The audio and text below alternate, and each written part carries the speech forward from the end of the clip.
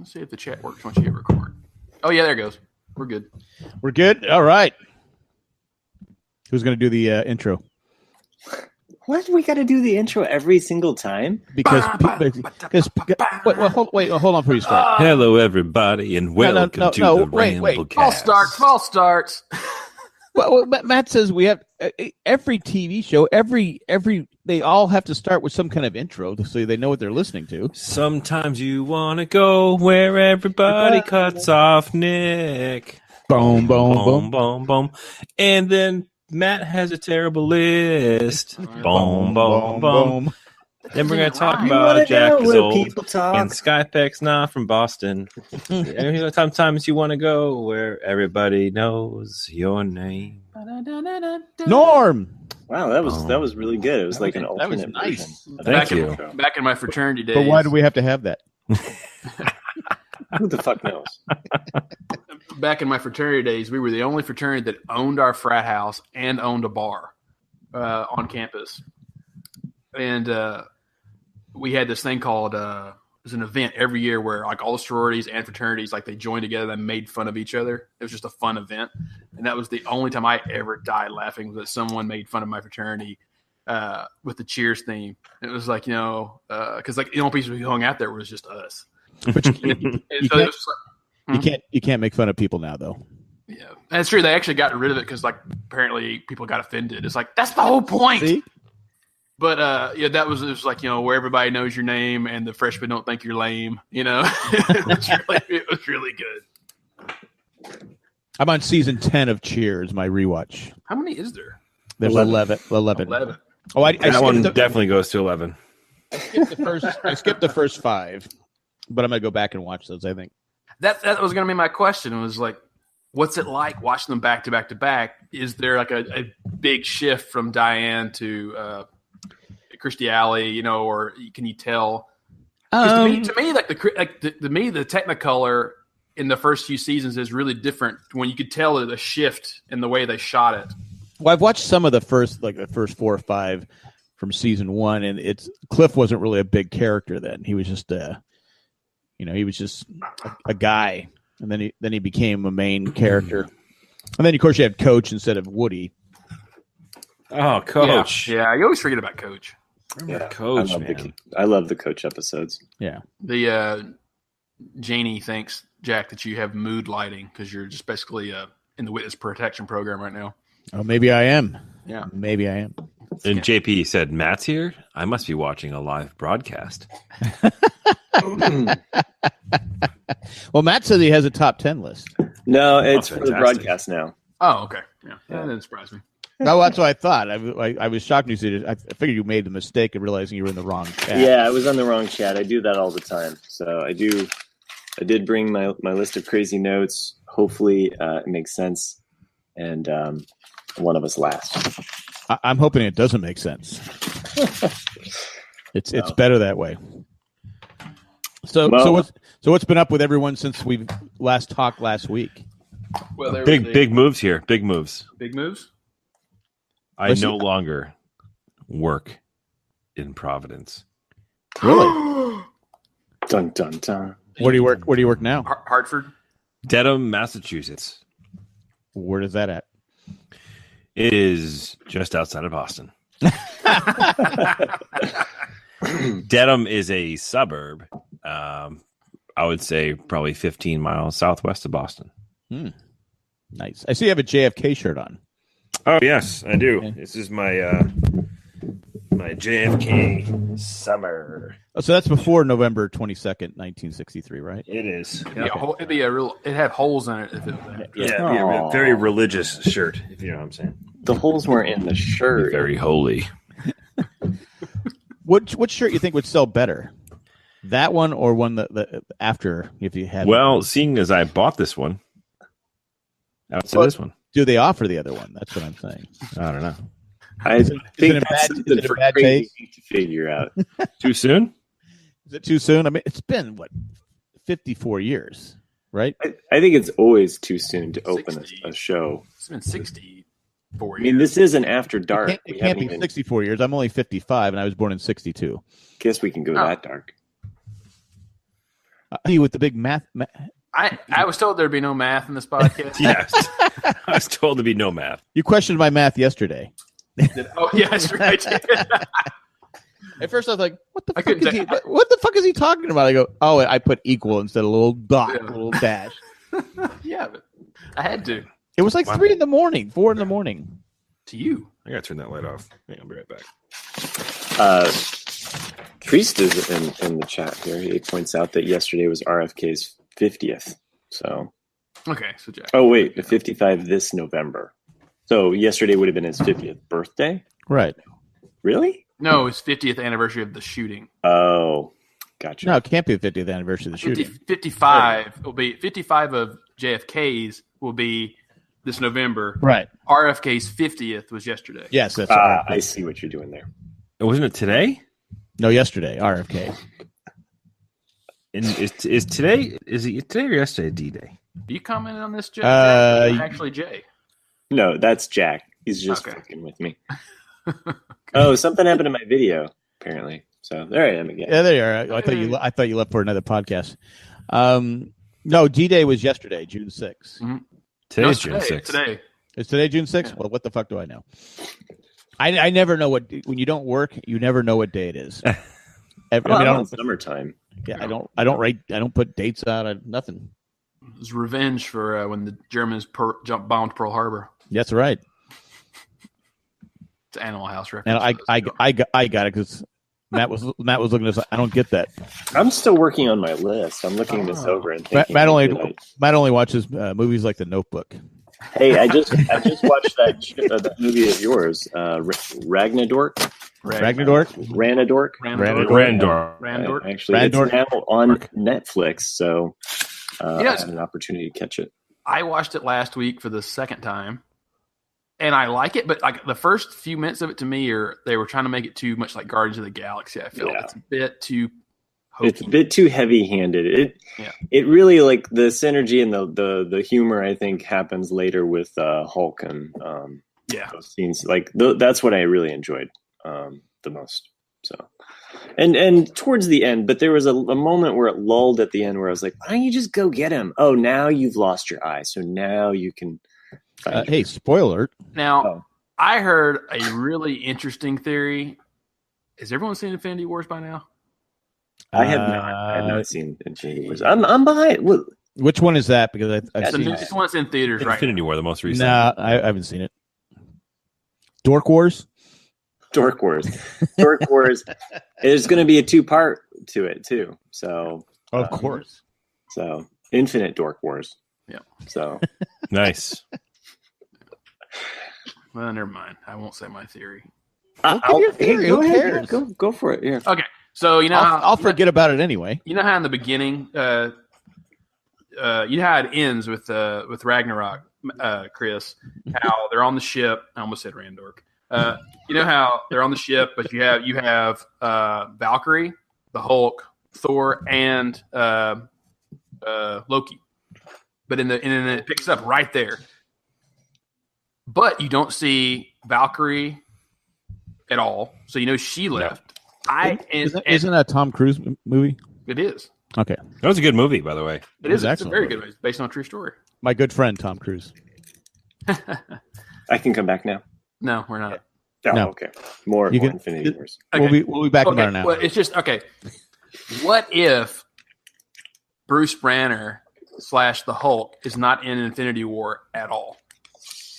What if that is Loki the entire time, just being him? Because if you see the Hulk being defeated by Thanos in the very beginning in a fight, but then that's it. You don't see Loki, and then all of a sudden Loki is there and he's choking him. Would that make more sense for him to like image himself back and forth between the Hulk and so the person that Thanos actually kills is the fake Loki, and then he was the Hulk that they sent to Earth. And because like think about in the movie like how many plot holes there are in the fact that the Hulk remembers everything that the Hulk doesn't remember when he's the Hulk. Bruce Banner remembers things as in when he's the Hulk. He can't ever merge into the Hulk. Yeah, like. Is this when he was Bill Bixby or Ed Norton?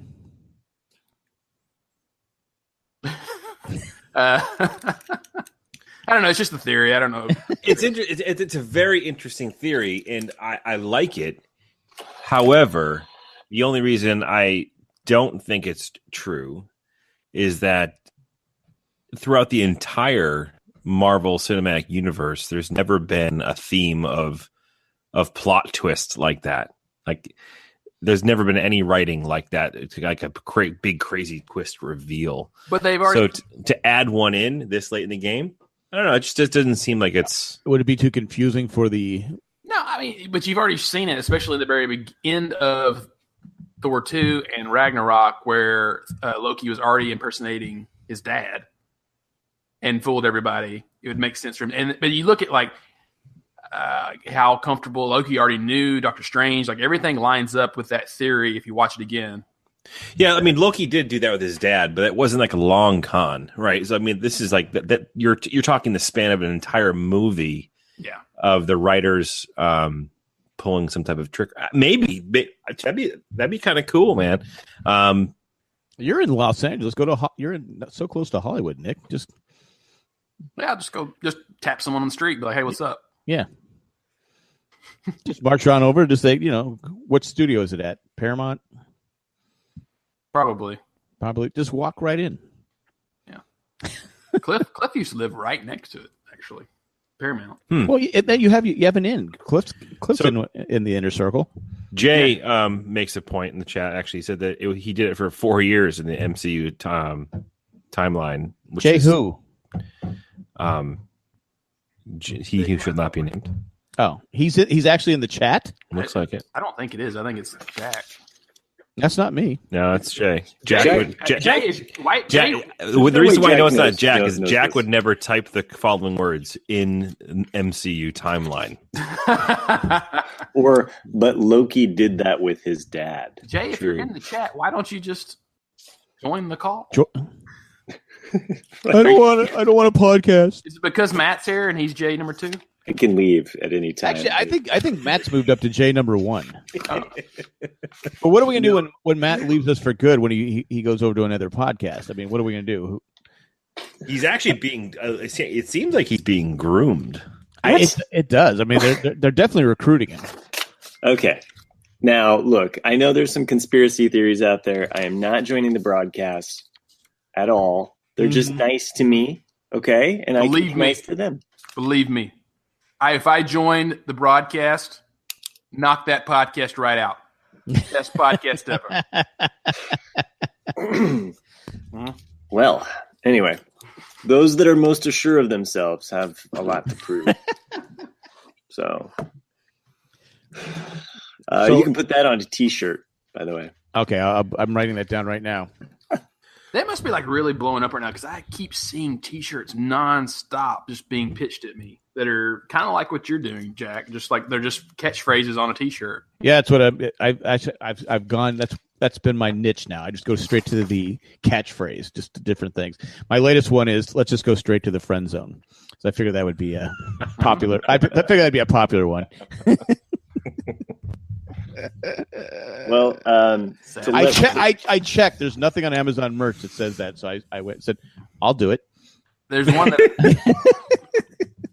that I came dangerously close to buying the other day. All it said was "sarcasm is the way I hug people," and I was like, I saw that one. I said, damn it. No. Sorry, JP says Matt loves the broadcast. When he signs off of that show, it's always great show, 1 in 1,000. I can't see the chat. My chat. 1 in a million is greater than 1 in 1,000. That's really that's the point. That's the point. Yeah. That's really low, JP. It's really low. Anyway, speaking of shirts, well, hold on a second. We're not gonna get no bidding war for you. If you want to leave. No, I'm not. Did I ask for money? I don't know. I'm waiting for that to come up. Well, why do you think Jay's not on here anymore? I have just because we were talking about it. I have the top 10 Jack's failed ideas at T-shirts.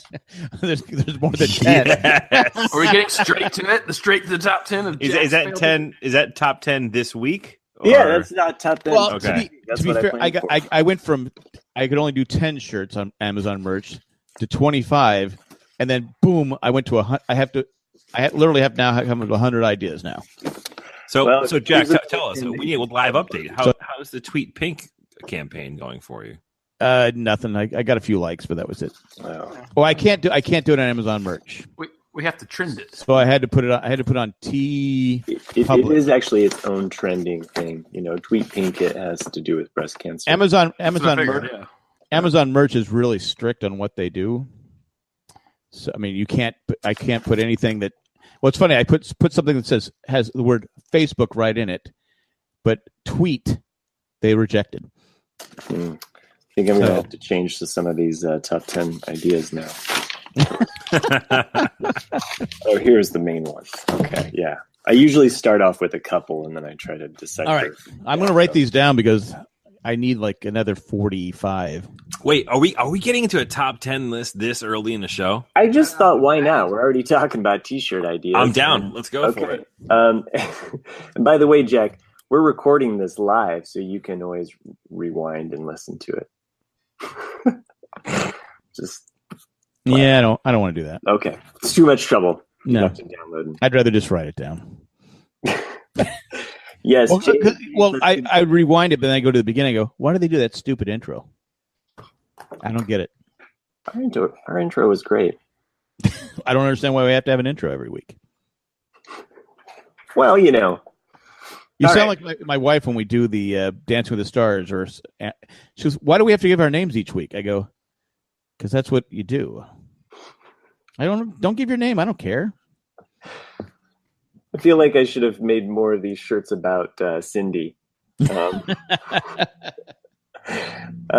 that would be really interesting to put out there. All right, starting off at the bottom, which might be the best or the worst, depending on how you look at the list.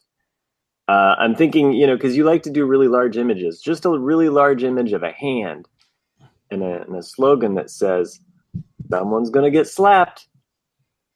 Someone's going to get slapped. Okay, so we're going for the violence.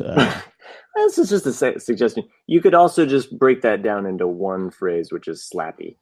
It's like a big hand, and it just says slappy. Happy. Slap happy. Remember, these are failed attempts at Jack's. Okay. Yeah, he emailed these to me earlier, actually. I would just have a hashtag wow. Hashtag wow.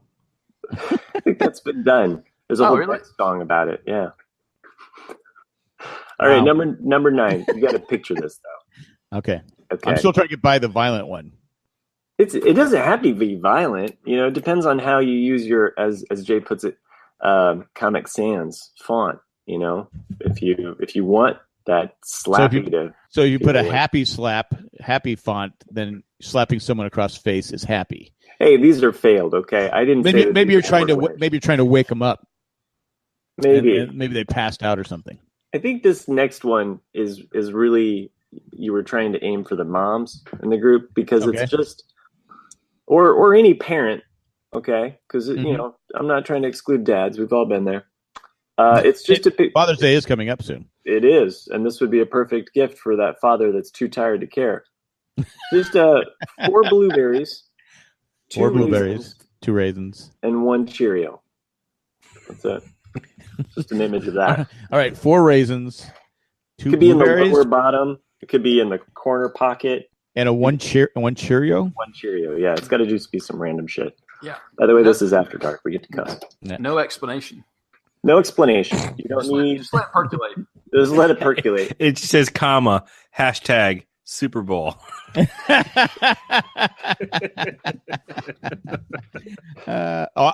anti-NFL now, so I don't even know if I'm doing the tweeting the Super Bowl next year. Yeah, I know. My wife's trying to tweet my paintings. I don't know. She's trying to do a closeout sale on my paintings. Right now. I saw that. Was it her? I thought that was you. I never checked. Did you tweet about the NBA Finals? I don't know. Oh, I'm not watching it. No. All right. Sorry. So by the way, the 4 blueberries, 2 raisins, and 1 Cheerio, that's an image. So not just words. So I think you just need to have that image. Well, I'm not great. I could probably draw a Cheerio. Yeah. But the blueberry and the raisins might be tough. They might look the same. Just go over to Jay's, pull back his oven, take a picture. There's some random food back there. It'll be something from Costco. I don't know. He did have that service that came out and cleaned. So, just saying that anybody that has kids. Oh, you're saying that his kitchen was going to be a mess? No, he's in the chat right now, isn't he? Yeah. Oh, he said truth. Okay, there you go. Solid. All right, this next one, I think this is definitely going to bring you some awards. It says, I just want cash. I don't care about awards. I have my podcast award that Jay's very jealous that he doesn't have. This is a very Trumpian quote there from you there, Jack. Okay. I'm making podcasts great again. one Ramblecast at a time. Welcome to Yorktown, PA, birthplace of America. It once was the capital of the United States. Right, but you can claim it as the birthplace of America in your T-shirt. I get what you're going. So, could I say first in flight? York, Pennsylvania, first in flight? That's North Carolina. They're first in flight. Are you sure? I am sure. So, all right. Hey, if you want to go for the Yorktown, PA, I know you got a lot of family back there. It's not Yorktown. It's just York. Oh, excuse me. Yorktown's in Virginia. Well, I thought Yorktown was like an aircraft carrier. I can only know so much of your personal back history. It's not the Yorktown peppermint patty. Well, when you bite into a York, which is one of Jay's favorite candy things. I can't call it a candy bar because he'll get all emotional and cry about it because it's round. Wow. It's not a candy bar. You shouldn't have won. I wouldn't consider it a candy bar either. Well, I'm just saying that because we had the whole Reese's thing. I mean, do you consider an Oreo a candy bar? No. It's a cookie. An Oreo is a cookie. It totally is. Although they do make those Oreo kind of break bars, right? Don't they? I know how it sets Jay off. If it's round, it can't be considered a candy bar. Fuck you, Chris. Jay just says it is top 5. What is? Is it or is not? Is it a candy bar, Jay? Is it in Jay's top 5 of candy to eat? Oh, top 5. Okay. The York peppermint patty is not a candy bar. Yeah. Well, I'm just saying. I don't want to. What do you call it? A York peppermint patty. It's a patty, but okay. So if we had best patty, if we had a versus top patty, who would win? Peppermint patty, or York bun peppermint patty. Bun patty bun. Yeah. Bun patty bun would probably win. Are there any other patties we can do? We got peppermint patty melt. Patty melt. Saint Patty. Wow, there's more patties than I thought. There is a lot of patties out there. Smith. Oh, and patty from the Leftovers. Leftovers, yeah. There you go. Of course, Chris wouldn't know about that show. Yeah, he hates watched the it. whole thing. I saw it. I hate it. It's terrible. Didn't hate it. Didn't love it. Terrible. Yeah. Mandy, I might save the best list for the broadcast. It's yet to be determined.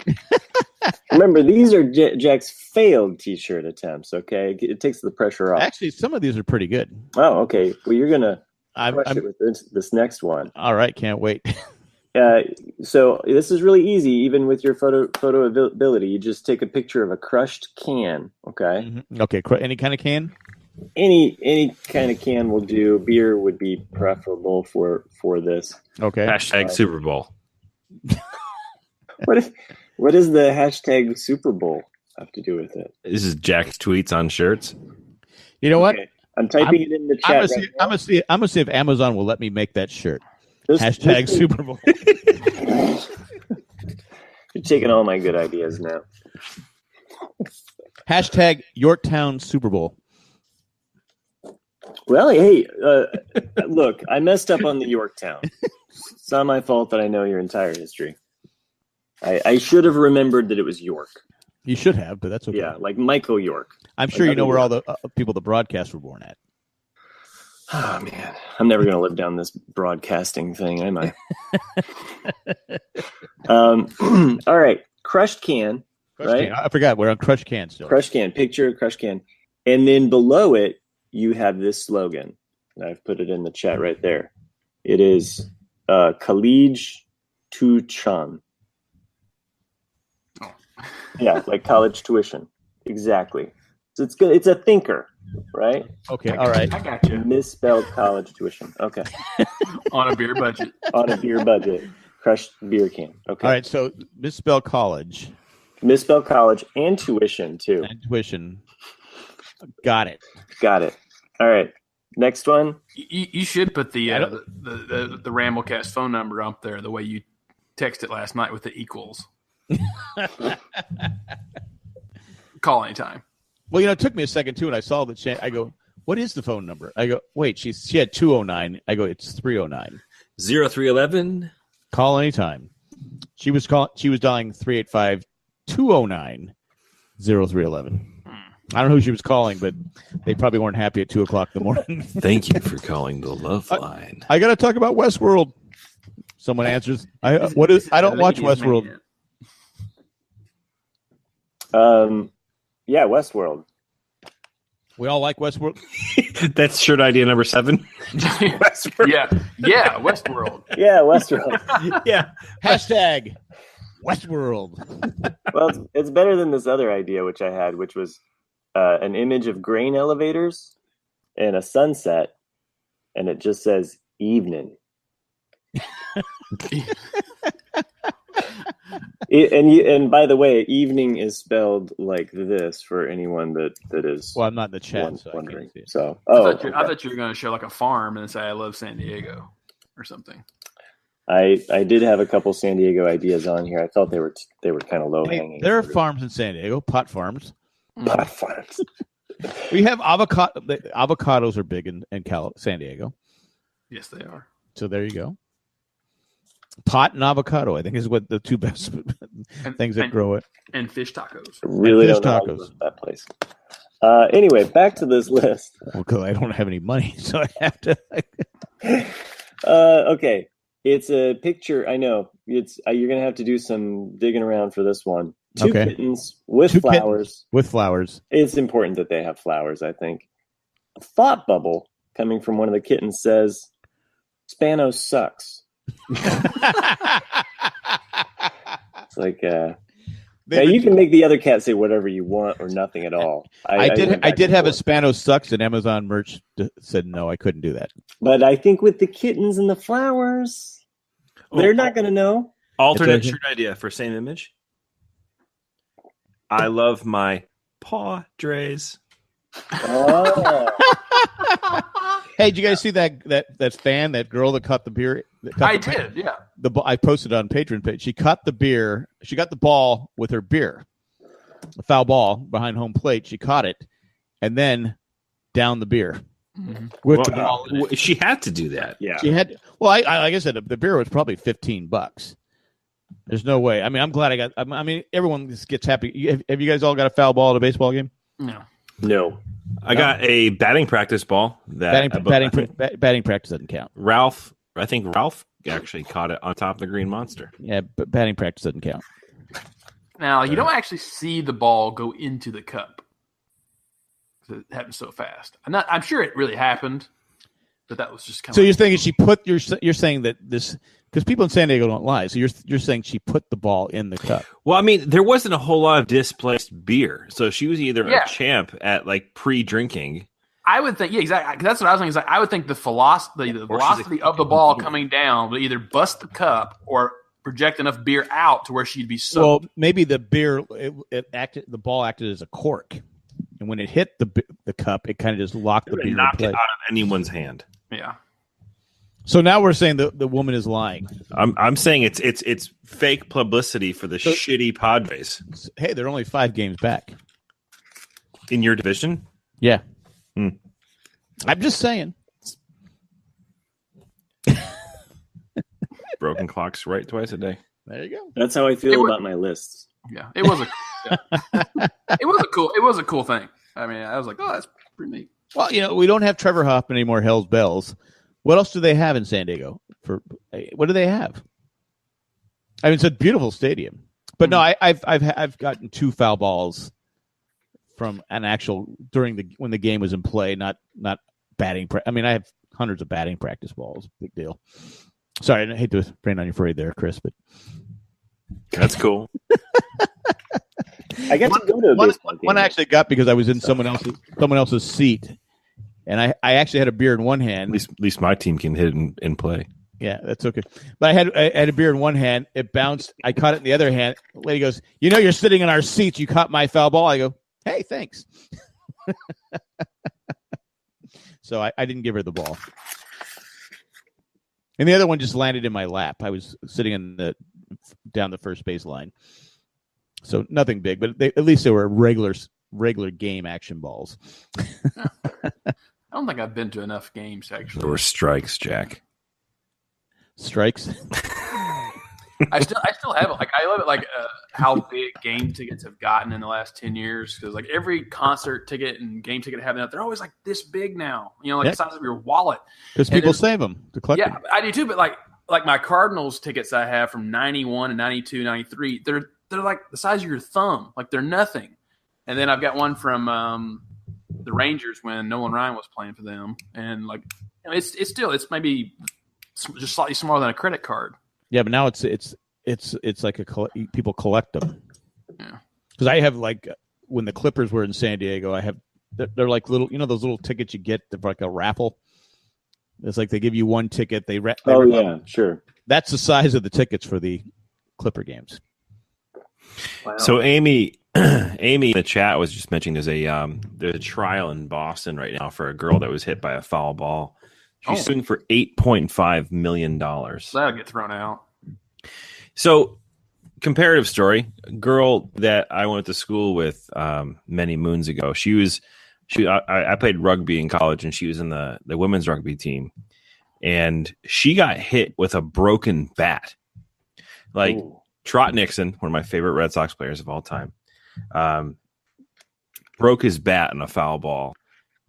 Well, a shard of the bat went flying into the stands and impaled her leg. Fucked her up pretty good. She didn't sue. She just went to the hospital, got taken care of, came back, and I think got free games for I don't know, two or three home stands. But the girl got a severed leg, for crying out loud, from a baseball bat, and she just took it like a woman. What are the odds that girl that is suing for $8.5 million was texting and wasn't paying attention? Well, I think this has already happened once before, where an audience member has been injured at just any sports, people like a basketball player diving into the fans. Oh, she looks like a basic bitch. But I think it's in the fine print. You couldn't say that in the broadcast, could you, Matt? No, but dude, look at this. Well, maybe that's why the tickets are so. Maybe that's why the tickets are so big now. They have to put the contract on the back, because I know that it says on your ticket if you get hit, oh well. Yeah, I'm saying I think it's in the basic fine print when you buy a ticket. It's you assume the risk of anything that could happen to you. Yeah, you have to. I mean, literally. I think the only way you could successfully sue someone is if it was batting practice and some athlete deliberately picked up the baseball and the bat and hit it into the audience. Yeah, and on purpose. I know Padre tickets. It says if you die of boredom, it's not our fault. We're doing the best we can. She's claiming she had brain damage. Well, yeah, sure. I could imagine that might happen. And I'll tell you where she was sitting. No, she was sitting in the fucking rich people section in the EMC club, which is like a $400 seat. Yeah, maybe she got hit by a bowl of nachos. You started to use the Lexus voice. She's probably driving something better than a Lexus. This girl is probably driving a Bentley. Or Who's driving my Bentley? This woman wasn't driving. Put it this way. She was definitely not driving. Let me see. She's asking for $9.5 million. $9.5 million. Yeah, I thought Amy said 8.5.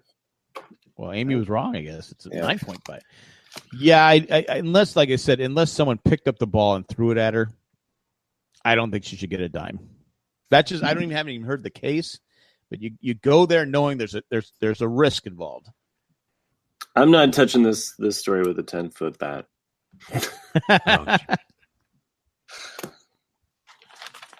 But I did get to go to a baseball game over the weekend, so that was a lot of fun, and it was in the suites. So that was kind of nice being able to have the. What team do you have in Indiana?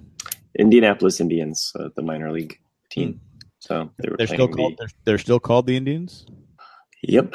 So they don't have a mascot that's an Indian though.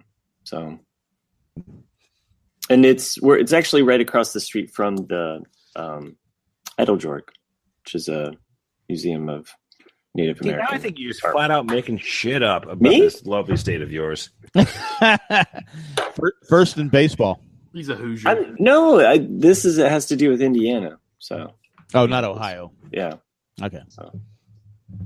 Yeah, they're two separate states, completely different. One's like a big heart, and the other one like. You sure they're not the same state? Heart. No, I'm sorry, I get them confused. I apologize. It's okay. Hey, Matt. Yeah. Thanks for the president. What? Sure. Thanks for the president. Oh, what? Huh? You mean Indiana? Oh, the vice president. Yeah, I get what you're saying. Well, your state went red, right? So my state went red also. So I think Chris is making a comment about the vice president. Both. So, yeah. Thanks for the whole deal. Is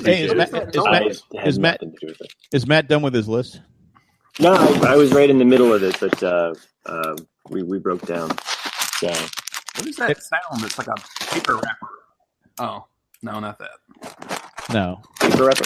My paper? My actual paper? Is this Jay farting on the Westworld podcast? It sounds like someone's like taking a candy wrapper, just like crinkling it by the microphone. Because he got accused of it again this week. Is Jay still in the chat? I haven't heard. He hasn't wrote anything lately. Yeah, he got accused of farting again. Yeah. Actually, I accused him towards the end of the podcast. I heard something.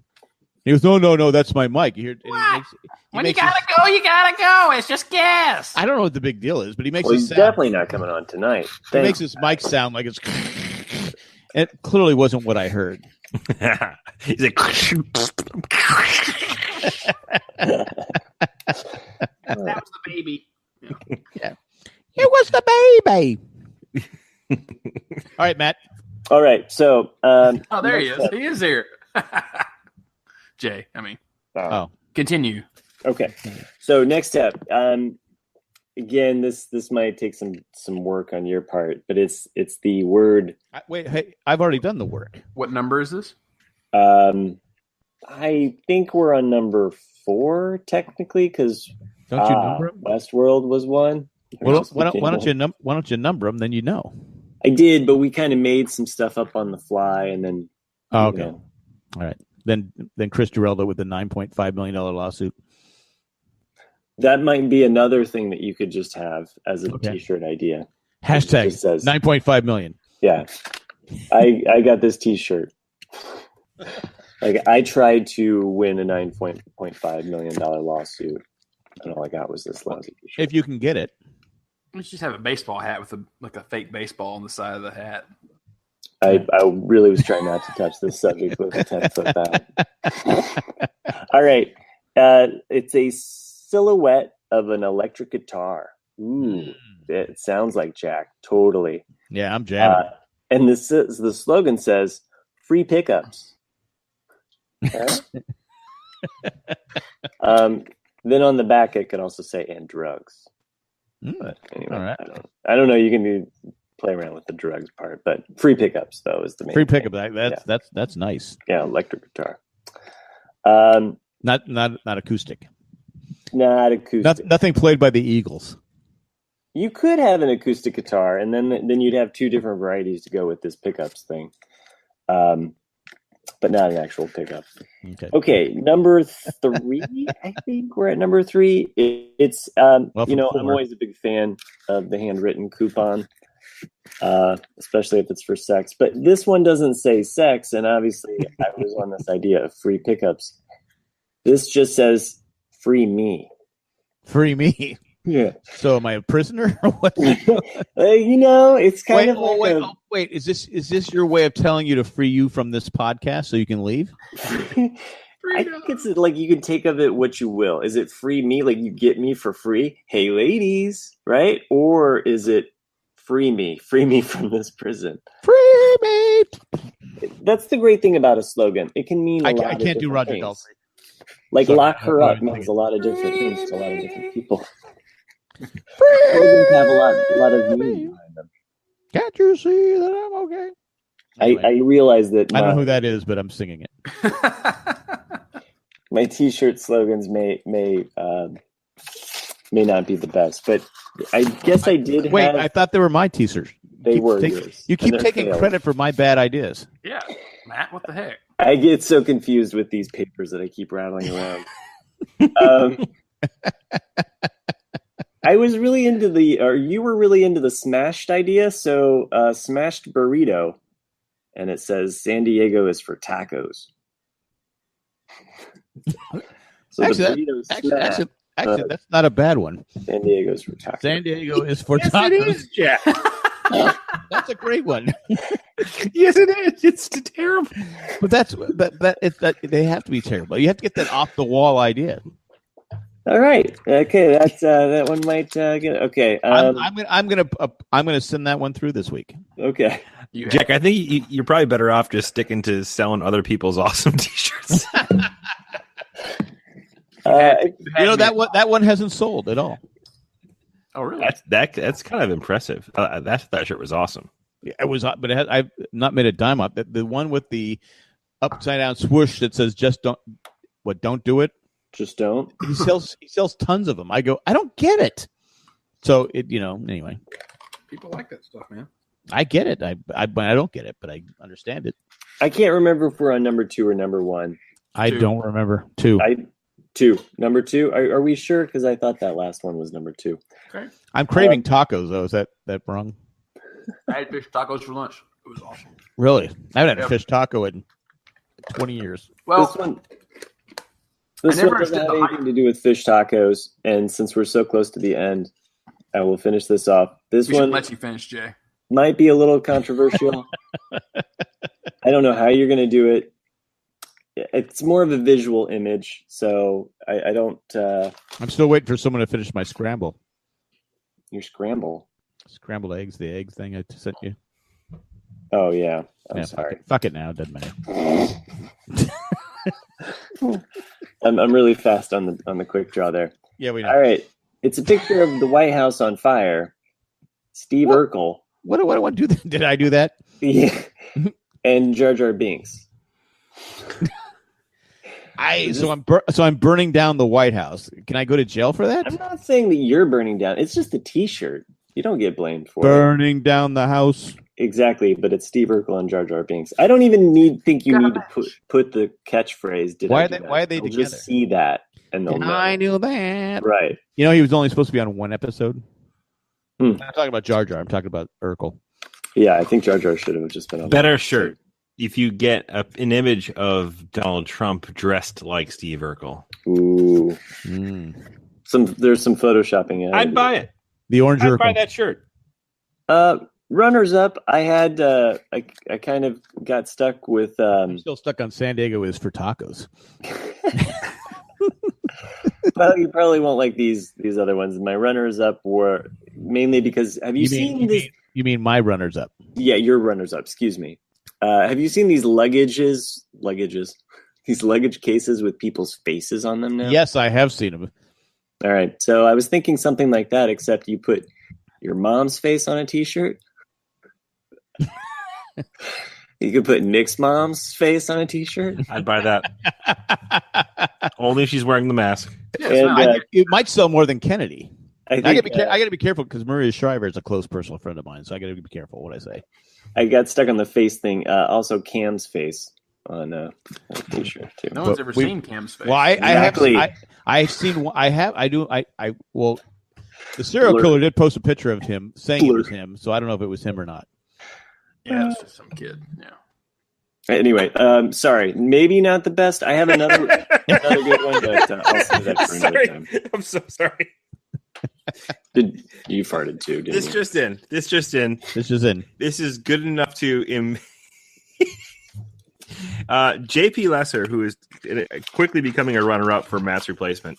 Fuck you, JP. Sent over this shirt, and this is a shirt for Matt. and it is a shirt that says "Show me your kitties." I have seen that. I have seen that shirt before. So, yeah, way to go, JP. Thanks for shitting. I think JP would be a good replacement for Matt if Matt does leave us. You guys are trying to make me leave you, Jack. How have you not sold How have you not sold a "What Would Grieco Do" shirt? Maybe I got to put that on there. We want 5% of that to the proceeds. But how many people know who Grieco is? Other than listen to this podcast, maybe more people that have bought your shirt so far. I don't know. I've done pretty well with the "I love complaining." Just saying. Well, you got to have something like with his image on it, which I don't think you could make one with. Or maybe you could. Would you do with like crackhead Grieco or like 80s heartthrob Grieco? You got to go with crackhead Grieco. Yeah, I think so. Because if looks could kill. Yeah, if looks could kill. There you go. Yeah. With the crackhead Grieco. You got to have crackhead Grieco. Oh, that's so meta because you get like confused because that movie he was in, he's like a super spy. That'd be fantastic. Yeah. I think there's a lot more people that might. Yeah. By the way, did everybody that buy the "I Love Complaining" T-shirt was that your family? I don't know. It's like surprise, like Christmas presents for you. Jack actually bought them for stocking stuffers for his right. for next Christmas, and I signed them. Oh, JP's coming in hot. Patrick Swayze is my number 5 T-shirt. Wait, just Patrick Swayze? Patrick Swayze is my number. That's just it. Just says that. Patrick Swayze is my number 5 T-shirt. I don't think I can use it. I don't think you can use Patrick Swayze though. Roadhouse. But you could use an image of Richard Grieco. Because I don't think Amazon knows who Richard Grieco is. Oh, by the way, I do have. I'm just being honest. Richard, if you're listening, I'm sorry, but of Richard Grieco too that I did. So yeah. Oh man. Poor Richard Grieco.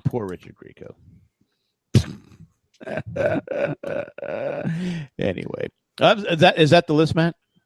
Yeah, the runners-up were basically just faces. Okay. So, I mean, you could go a lot of places with your face. With my face, or?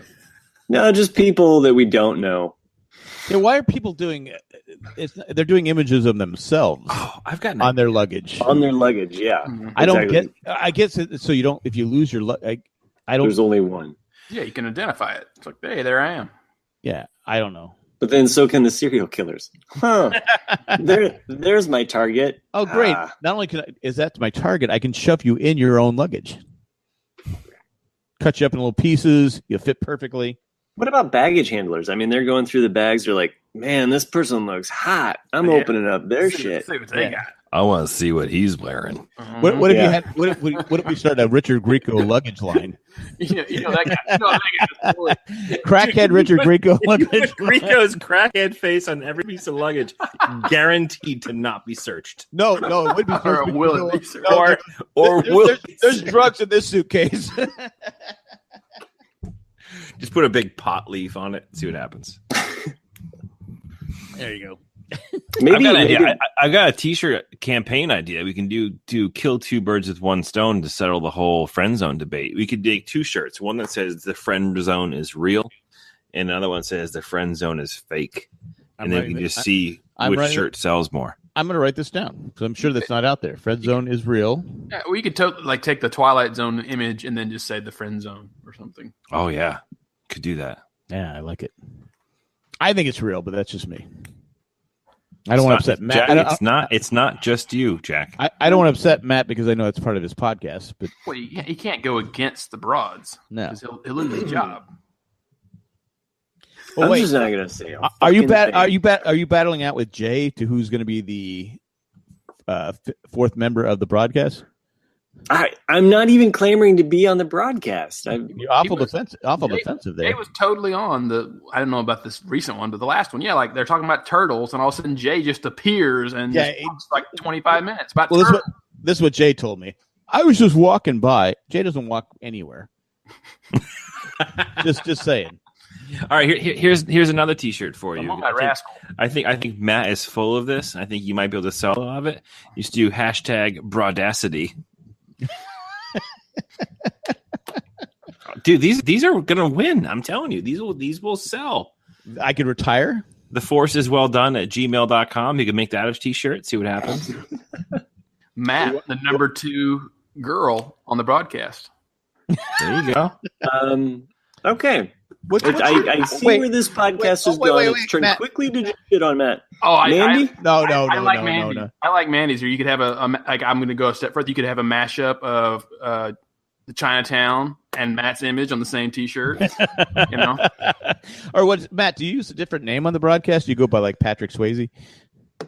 I have not been on the broadcast except for one fucking show. He actually goes by Maud. I would be There's Maud. I would be only so lucky. You know, B. Arthur was of Maud and putting Matt's face on it. Did you know she was a Marine? Did you know B. Arthur was Marine? I believe it. I could believe it. Yeah. She was one of the first female Marines. So. That's awesome. Did you know that Julia Child was a CIA agent? Yeah, I didn't know that. Oh, Julia Childs. Mm-hmm. You ever see the Dan? Out of my hand. You ever see the Dan Aykroyd one doing Julia Childs? She cuts herself. I love that. Like, I'm sure you guys have seen Airheads. You know, an early '90s movie. Oh yeah. It's like they're take over the radio station and they start naming all these bizarre things. They're like naked pictures of B. Arthur, and they're like, why? It's like so we can claim insanity. You know. Poor B. Arthur, talented woman person. Hey. She's the most memorable thing about the Christmas special.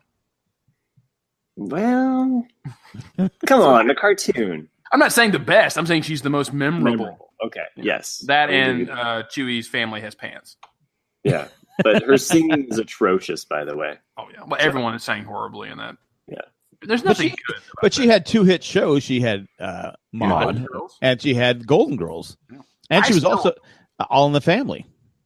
I will still watch Golden Girls if it comes on. If I just happen to say, I'm like, I'll watch Golden Girls episode. Show's funny. But I guess her and Betty White did not get along. Oh, really? T-shirt idea for the broadcast. The girls can get on this. You got to take the font from Golden Girls and actually put broadcast. That would sell. Yeah. Broadcast Girls? No. I get what you're saying about the font of Golden Girls. Oh, okay. Yeah. Yeah, and you'd have to have the broad at the top in the cast because they do the Golden Girls as two lines. Yeah. Pauline, get on totally seen it. I'm still eagerly awaiting an Owen and Bruce T-shirt. I think our artwork is awesome. I agree. Well, why don't they put it on Teespring? They haven't. Our only merch we have right now is still broadcast. Can we get on Teespring or like one of those websites? Give us like barbecue utensils with our logo on it. That'd be cool. Well, do we know an artist? Do we know an artist that any other artists around here that don't happen to be just wanting to do Jack. that? I thought you were moonlighting as one. Mm-hmm. Yeah. Stick figures, yes. Yes, not my. I'm not an artist. I don't claim to be. I'm starving, but I'm not an artist. Those go together. Starving artist. Starving artist, yes. Actually, I'm the heaviest I've ever been. Really? Yeah. Just sitting around. I can't actually since last year. Since I hurt my back, I've gained 25 pounds. Oh. Huh. So, Jack, a couple episodes ago, you did commit to us that you were going to give yoga a try. Yeah, I went and bought some yogurt instead. I just I figured that would be easier. They both come from India, so yeah. I'm half tempted to, on behalf of the Ramblecast, write a letter to Diamond Dallas Page, saying that we have some rehabilitation that needs to happen on our show with you, and get you to be like a keynote, like the guy from Hawaii, the paratrooper guy from DDP Yoga that couldn't walk. And then once Diamond Dallas Page got his hands on him, the dude is like sprinting it now. All right, he's a success story. What about me? I'd be the guy. We're not talking about you. You're hopeless. I don't know, man. I don't know. I think it'd be a good story. I don't know if I can do it. I become a wimp. You can do it, Jack. All right. I'll start it tomorrow. But the problem is I wake up and it's not tomorrow, it's today. Matt makes a great point here. Jack, you should go on the Richard Grieco diet. I think it consists of nothing but crack, cocaine, maybe a vitamin midweek. By the way, that's Treese. Okay. Yeah. Matt it's like Priest. So. Oh, so it wasn't because I didn't hear Matt say anything. Yeah, Treese. Yeah, not. All right, so the Richard Grieco diet. I'm writing that down. Mm-hmm. I got to do something. This is ridiculous. It is. I'm sorry. Same here. Like, in January of last year, I came back from India. I weighed 172, I think, and now I'm at 192, and it's like crap. But you're what, 6 foot? What, 6'1"? 6'1". Yeah. Okay. See, I'm 5. Well, I used to be 5'8", now I'm 5'7". I've reached that age where you start shrinking. It's not because you're in cold water. I'm 191 now. Mm-hmm. Now, over a year and a half ago, I was reffing hockey games. I was doing all kinds of stuff. So I was exercising. But now people confuse me for Jay now. Oh, come on, man, that's not fair. Because I just sit around and do nothing. Whatever, I'm working on my dad bod. Yeah. Look, man, when you work like I do and you got 2 kids, it's hard. Do you know what it's like to have 2 kids? I had 3. No, you don't know what it's like to have 2, though. Yeah, mine are boys, though. You had girls. I had 3 girls. That's right. You had 3 girls. Now I don't want anyone now, Matt, don't go relaying that to the broadcast. I was just joking. But seriously, Jack, looking out for you with full interest in your health and well-being. Okay. You do it. All right. Like you're actually the textbook definition of who should do this, right? So like they model their entire like DVD/exercise package around people who feel like they just can't do it. Okay. Much, have you looked it up how much it is? It's like $60. I have it. Oh, it's a DVD. Like, so you're still because I know you were doing it before. Are you still doing the yoga? I'm not doing it every day, but I do it every couple of days. I'll pop in a 30-minute yoga session. Okay. Okay. All right. Now, is it just regular stretching yoga, or is it hot yoga, or what is it? I would never do hot yoga, just because number one, I think the idea of it sucks. And number two, I would absolutely pull a J in the middle of a session, and it would be very embarrassing. Yeah, because it's like a good hot, stinky, wet fart. Yeah, people swear by it though. Like, but I don't know, just not for me. I've swear by the yoga or the hot farts. Yes. So I've actually never done a yoga class. Like I've never gone to like a yoga studio and been amongst others. I've only done it in the living room. Because you have to have your own mat, right? You have to bring your mat. But you go down to Marshall's and get a mat for like $10. You're fine. But like, I do. We have Beachbody on demand, so we have like all of the P90X, all the Insanity, all that crap right there on demand TV. Amanda does a phenomenal job. She does it every day. Some of those workout videos, but so she's one of those people. Yeah, she's in great shape. And then I do the yoga stuff. So I'm actually. I go back and forth between the DDP yoga and then the Beachbody on demand yoga. I used to watch Jack LaLanne as a kid. I don't know if you guys remember Jack LaLanne. The Juice Man. Yeah. Well, he was like 90 and still swimming across the river or whatever he was doing. And then we got cable. And then you had, what's her name? Denise Austin. Mm-hmm. Was that her? And then there was another girl. I just watched those. I never actually got down and exercised. Jane Fonda. I'll never forget that. Captain Ireland, yes, I watched my VHS copy of the movie Breakin', one of my favorite movies of all time growing up, was on the same tape that my mom had a Jane Fonda workout video on. And every time I wanted to watch Breakin', I had to fast forward through the leotards to get to Breakin'. Drove me nuts. I mean, Jane Fonda is what, like 70-something? Yeah, she's getting up there, yeah. But she's still very attractive. But there's something about Jane Fonda where in my generation, it's not always you can admit that you like Jane Fonda. Just saying, not to get political, but it's dicey. But I remember watching Barbarella as a kid, going like, "Whoa!"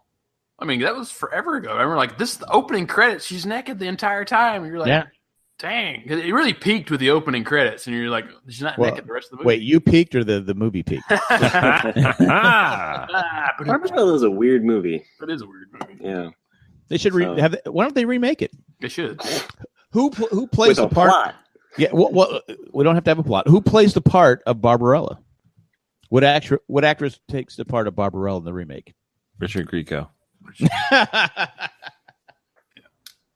Which actor? Who do we pick? Who's a hot actress right now? Well, she's taking a break, but Jennifer Lawrence would be fine after she comes back. Why is she taking a break? Because she wants to. And that's her last few films haven't been that successful. Yeah, no. So, and she's kind of oversaturated. I like when she's on Graham Norton because she's always drunk. When she's on Graham Norton, and she seems that way anyway.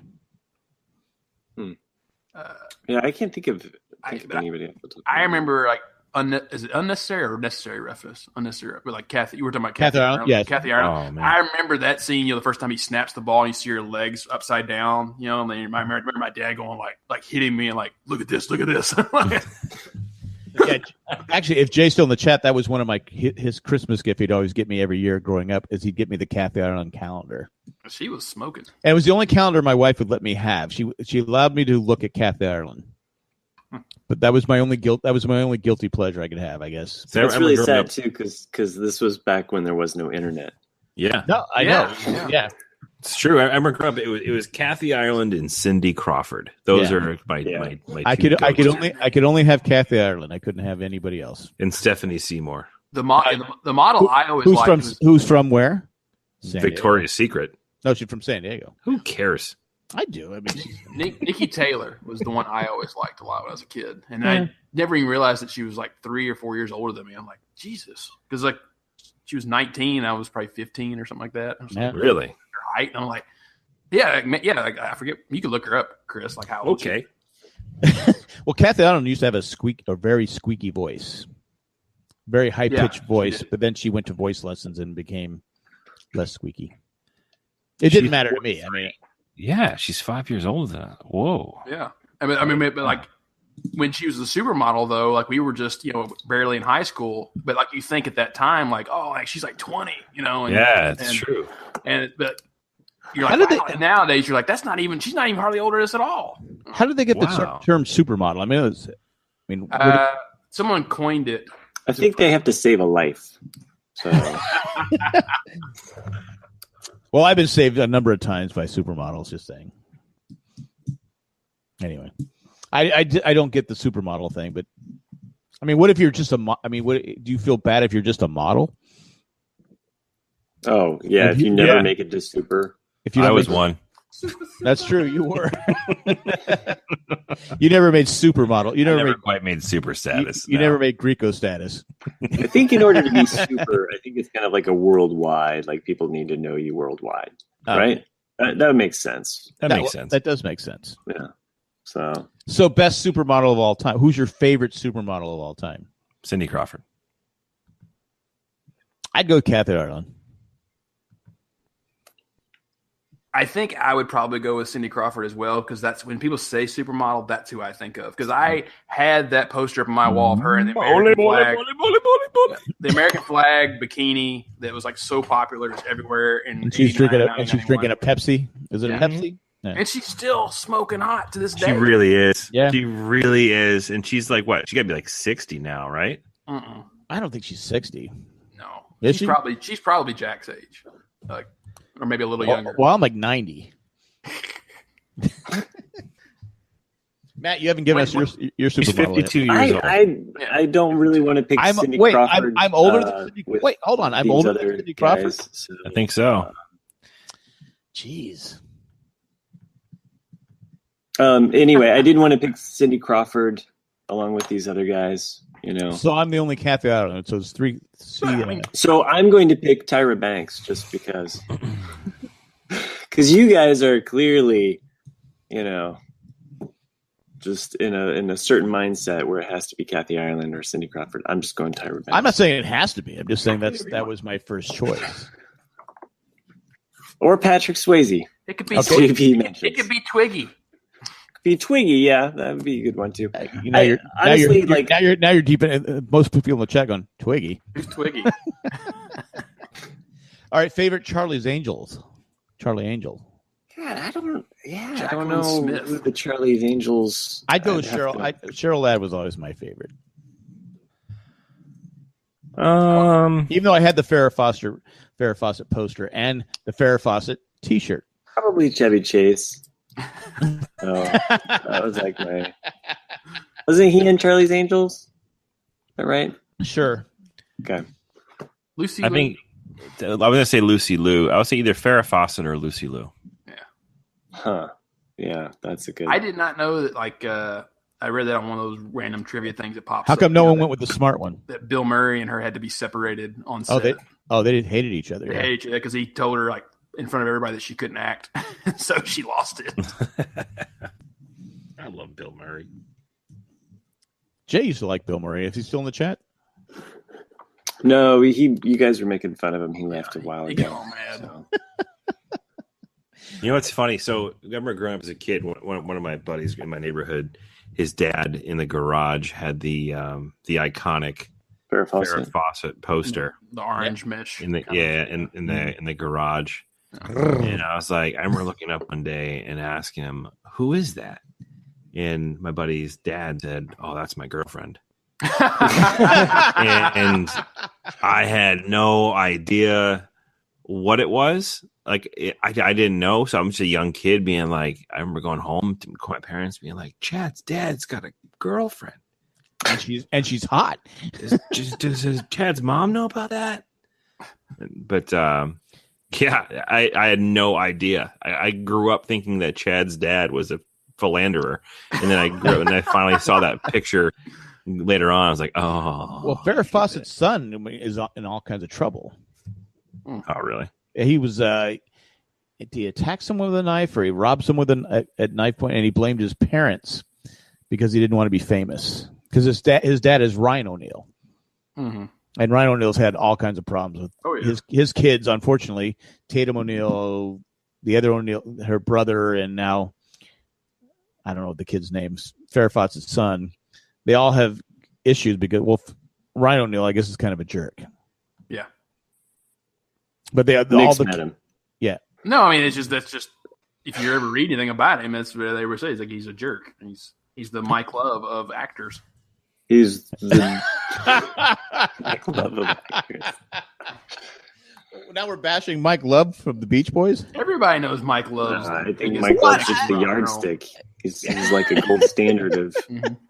What's wrong with Mike Love? Everybody knows Mike Love's the biggest dick in rock and roll. I've never heard that. I thought the guy from the Eagles. I thought it was what's his name? Oh no, he's like Don Henley and Glenn Fry is probably Glenn Fry's probably like third of. So Mike Love is the biggest asshole. He's the biggest asshole. You heard what he did to Chuck Berry, right? Yeah, like he ran into Chuck Berry with a car and like impaled him. There was a whole thing. I might be making shit up. I don't know. I have never heard this. All right, you can't. It's the one that's over there like I have never heard this. You just can't throw out Mike Love's the biggest asshole and just leave it. What has he done? Well, I think Nick's mom. Yeah, he gave my mom the mask.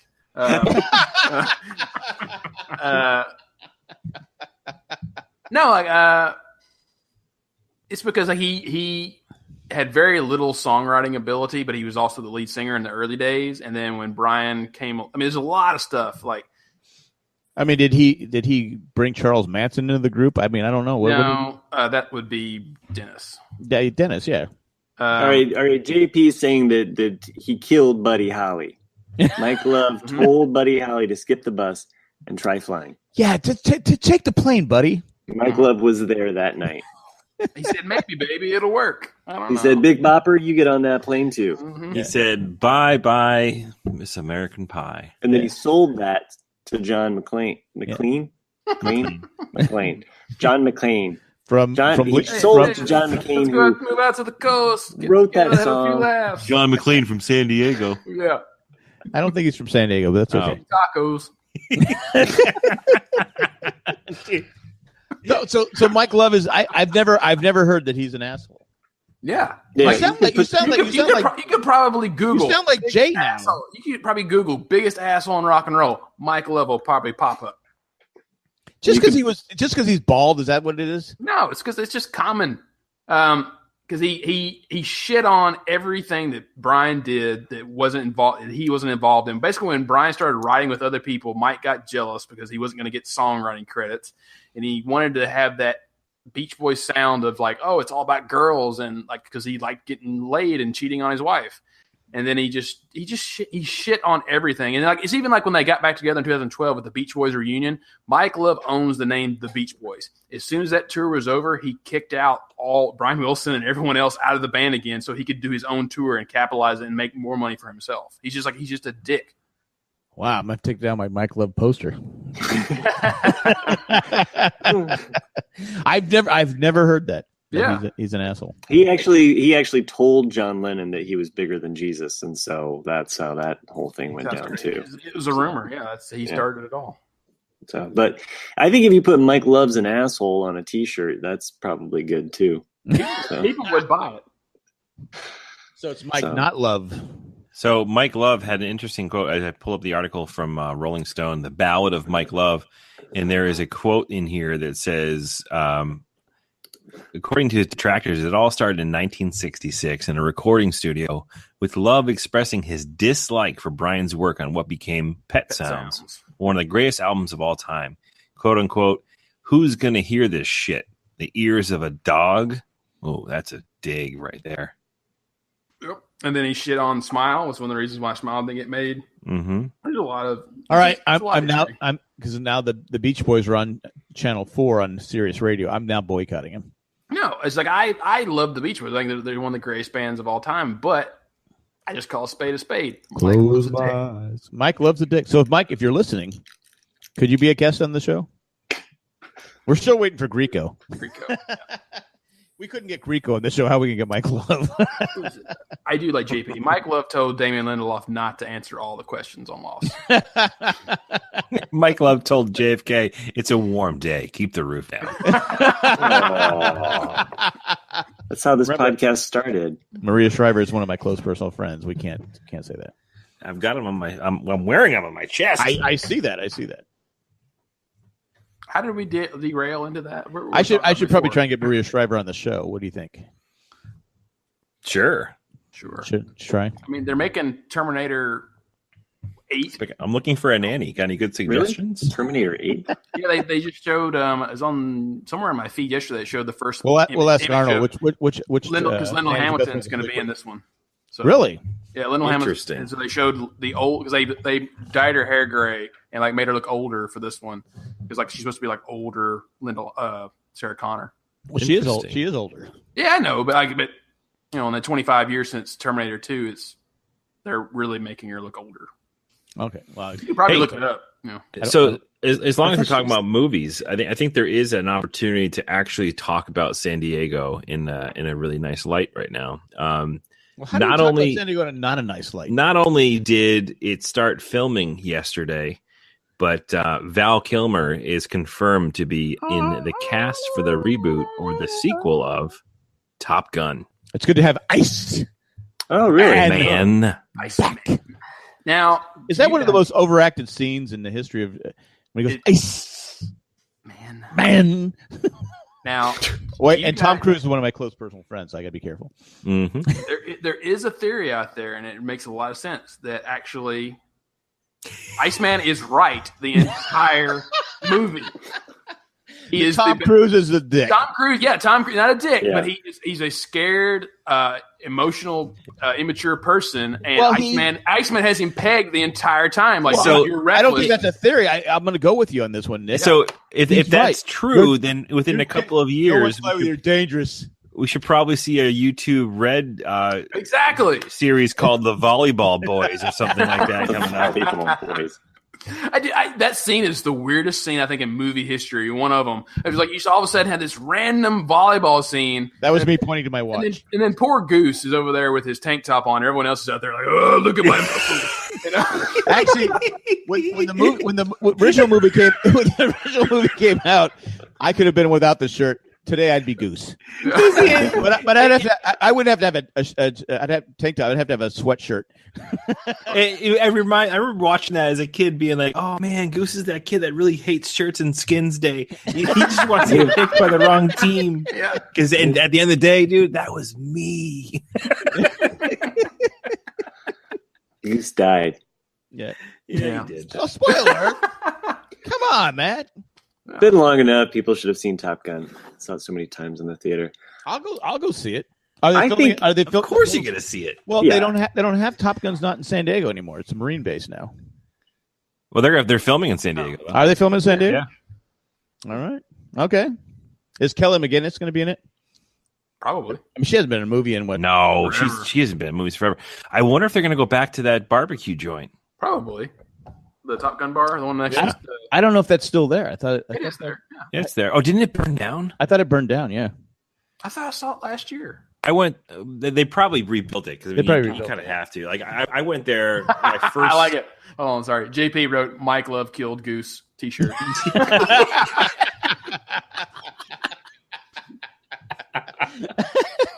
Oh no, Goose. Oh no. You forget that Meg Ryan was in. And so is Tim Robbins. Tim Robbins. He has that great part at the end where that's where they should have ended.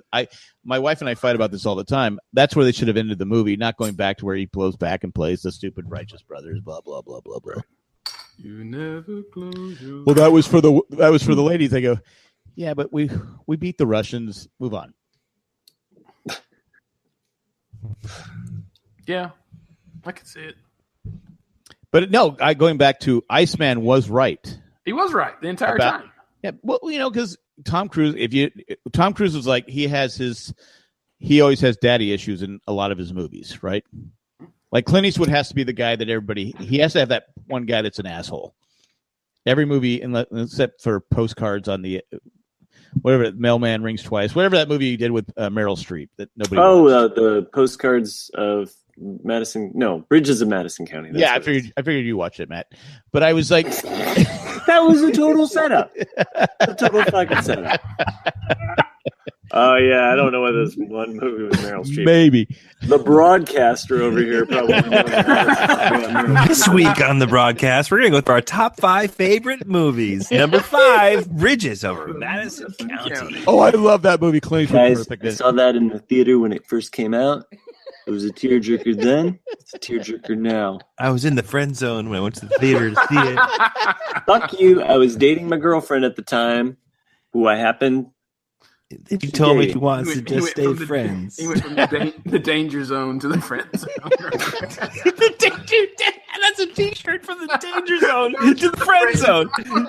I think there's also I'm a writing one this to be down. had with the friend zone to danger zone, which is a little creepier. Well, shouldn't it go from the friend zone to the danger zone? Because if you get married, right? Now I'm thinking like friend zone to danger zone, Stalkerville. But that's just how I read it.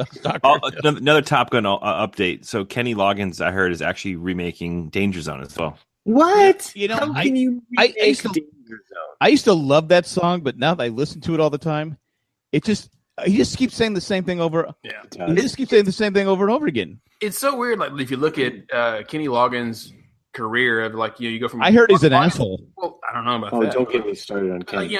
Loggins and Messina, it's all acoustic, it's nice, and all of a sudden you get to Caddyshack and all the '80s. It's so '80s with Footloose and Danger. No, I love Caddyshack. I love Caddyshack. The Caddyshack. I like the Caddyshack song, but but you look at the difference in the way he. Oh yeah, it's so different. When Kenny Loggins gets to Caddyshack and he's writing that song, you can feel the cocaine from that song. It makes no fucking sense whatsoever. You listen to the lyrics and it's all over the place. I'm all right. But it's better than I used to love. I think anyone who grew up in the 80s, or I wasn't growing up in the 80s. But I love Danger Zone. But now I listen to it. I can't. I have to turn. I change the channel. I can't listen to it. He wrote Danger Zone not about Top Gun, but about trying to get away from the cops with a bunch of coke. Everything in the 80s with Mike Love. With Mike Love. Pooh's Corner is probably him through rehab, I'm guessing. And anyway. Footloose, I don't like Footloose either. You don't like Footloose either? The song, I can't listen to it anymore. Everybody cut, everybody. If you've been to one too many weddings, Yeah. then you've cut the rug. Yeah, I guess so. Actually, I think Kevin Bacon has actually said that like it's one of the things he cringes at when he's at somewhere and someone plays that song because everyone just looks at him like, "Are you gonna do the dance?" I'm like, "No, I'm not gonna fucking do the dance." Like, You think Kevin is he cool or not? Because he doesn't like the 6 degrees of Kevin Bacon. I think I would love that if that success. But he hates it. He goes, really? He said, I hate it. He goes, I'd rather spend a day with Mike Love than do this. No, I've heard him say he hates it. He doesn't like it. I heard he punched a guy out for knowing too much about Clapton one time. Yeah, I can see Kevin Bacon doing that. Yeah. He was the guy thought he was like knew too much, and they were going to a Clapton concert or something. They got into this little bat. That took me a second to realize. Who punches a guy over that stuff? Yeah. Yeah, the guy that nicked the dick. Yeah. So Top Gun, so it's going to have a new. Is it going to be a new song by? Is it going to be Welcome to the Danger Zone 2?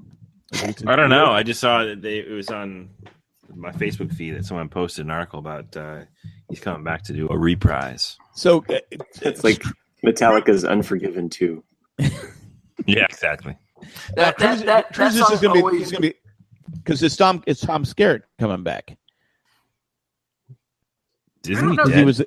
Well, the other thing is that he's not dead. He's not dead, but I can't see Tom Skerritt coming back because the way they ended the first one was that I was thinking of becoming an instructor. So I think that the duality there will be between Ice and Maverick being instructors or something. Here, you could have Tom Skerritt coming back in a walker. He's 84 years old and going to. He probably still looks better than me. He comes up and goes, "I'd fly with you." The last thing I remember Tom Skerritt in was Contact. And that was forever ago. Oh, well, he was in Cheers.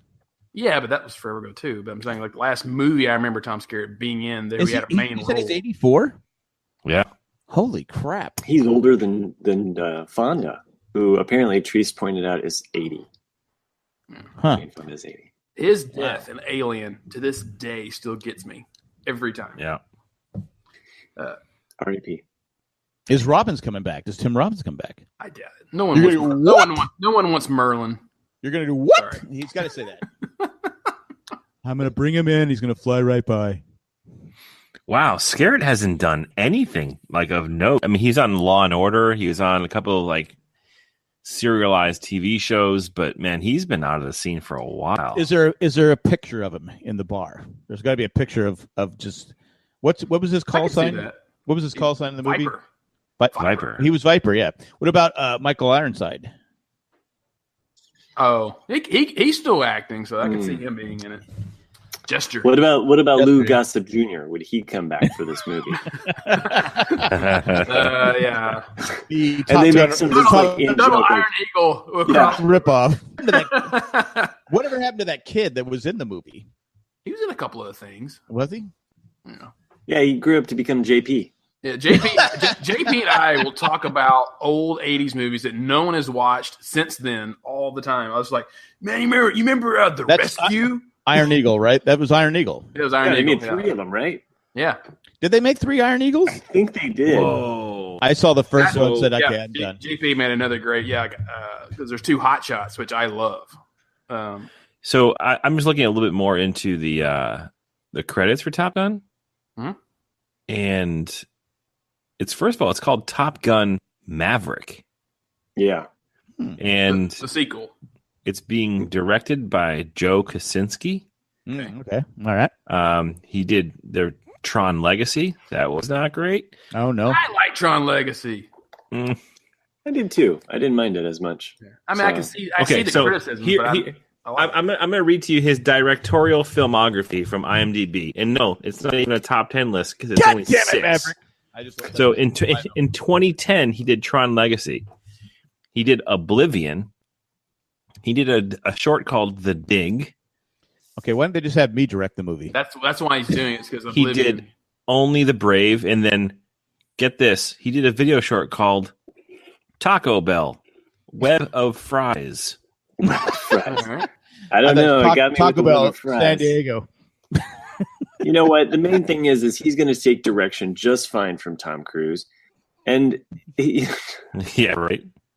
he'll do just fine. I think that's why he got it, because Tom Cruise did Oblivion with him, and which is not a great film, but Tom Cruise can control him probably because he's a control freak. And it's being the screenplay is being written You're by talking about my close personal friend. the screenplay. Why don't you get him on the podcast, Jack? All right, I'm gonna make a note of it. Peter Maria Craig, Shriver, Tom Cruise. Peter Craig wrote The Town, Hunger Games, Mockingjay Part 2 and Part 1. What about Part 3? Nope. They didn't make one. Why not? Everybody fell asleep at the end of 2. They were being mocked. Interesting. I thought Val Kilmer was dying. He just looks that way. Okay. I really liked Val Kilmer up to a point. The thing is, and then you're just kind of like, I'll be your Huckleberry. Val Kilmer has done some really good roles, and he doesn't get credit for it. Like, he is great as Doc Holliday in Tombstone. He's great as the Saint. He's amazing as Jim Morrison. As Jim Morrison. Yeah. Exactly. Awesome. And then even Kiss Kiss Bang Bang and he's great as Robert Downey Jr. is great. I mean, he does a good job. He's great as Iceman. Yeah. And let's not forget the breakout hit Top Secret. Come on. Who has not seen that? Where he's the music guy, right? Yeah, exactly. He's supposed to be. It's an Elvis spinoff, right? Yeah, it's kind of like an Elvis movie. He sings his way through the movies. Yeah, in World War II. So he was also the voice of Kit in the Knight Rider TV series from 2008 to 2009. Really? The show that got canceled? Yeah. Okay. Oh. The other guy was the guy from St. Elsewhere. One of my guilty pleasures movies is Ghost in the Darkness with Michael Douglas and Val Kilmer. The Lions. Oh, yeah. It's a good movie. Mm-hmm. It's a good one. So what's Val Kilmer has to be an instructor too, right? I would think so. I would think so, yeah. Like, you're still reckless, Maverick. Let's do a flyby by the tower. God damn it, Maverick.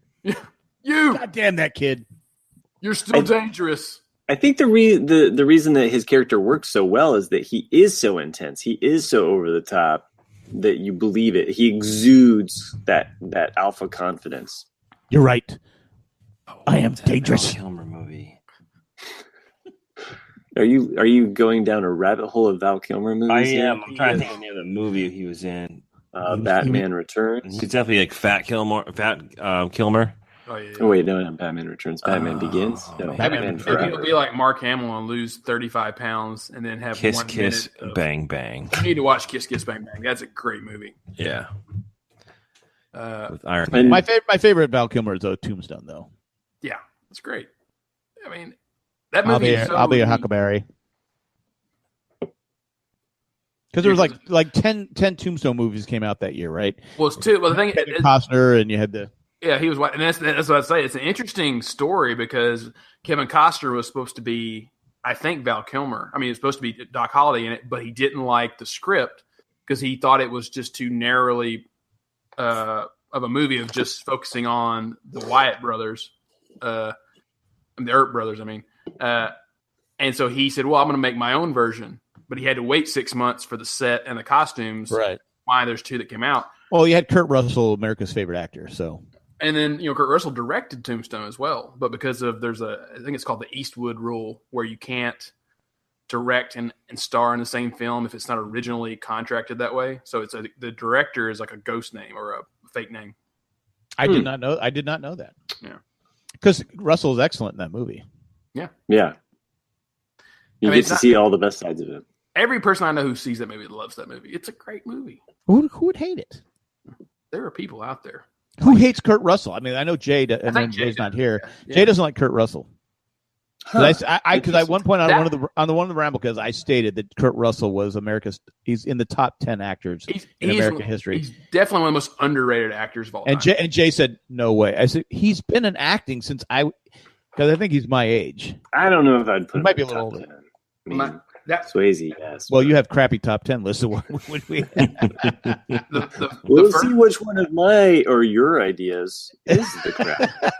The first time I watched Guardians of the Galaxy Volume 2, it was really hard for me to say I liked that movie because I didn't want to acknowledge that Kurt Russell was the bad guy. I was like, I don't want Kurt Russell being the bad guy. Well, it's technically in Escape from New York. Isn't he technically the bad guy? Yeah. Well, and light spoilers for Guardians of Galaxy 2, but the plot is pretty creepy with him like seeding and raping basically these unwilling like aliens from around the world. Not around the world. You never really know if he raped them or not because his mother, Star-Lord's mother, was not didn't rape. She was willing. She was. Willing. I haven't seen it. This is Kurt Russell's character. Yeah, he's Ego, which is in the comics he's just a living planet, but in the movie they make him. He's able to take human form. Yeah, because he's changed his image because he's in with the Hateful Eight. Yeah. He did a good job in the Hateful Eight. Yeah. The only movie I didn't really like that he was in was that Bone. I took a lot of heat for this Bone something. It's a Western. I thought it was terrible, but it's like people love that movie. Bone something. Someone in the chat help me out. It's Bone Westworld. No, not Western. No, Leftovers. Wait, so you love Tango and Cash? Who doesn't like Tango and Cash? Tango and Cash is great. I know. That's a guilty pleasure movie. You have a young Terry Hatcher, who I guess nobody likes to work with. That's my sister. Oh man, I had such a thing for Terry Hatcher. But I guess she's I guess Bone Tomahawk. Bone Tomahawk. That's Good what job, it is. Matt. Thanks you, Matt. Triste. I didn't like it. I thought it was boring. But but Terry Hatcher, I guess nobody likes her. Yeah. She's worse than Mike Love. Really?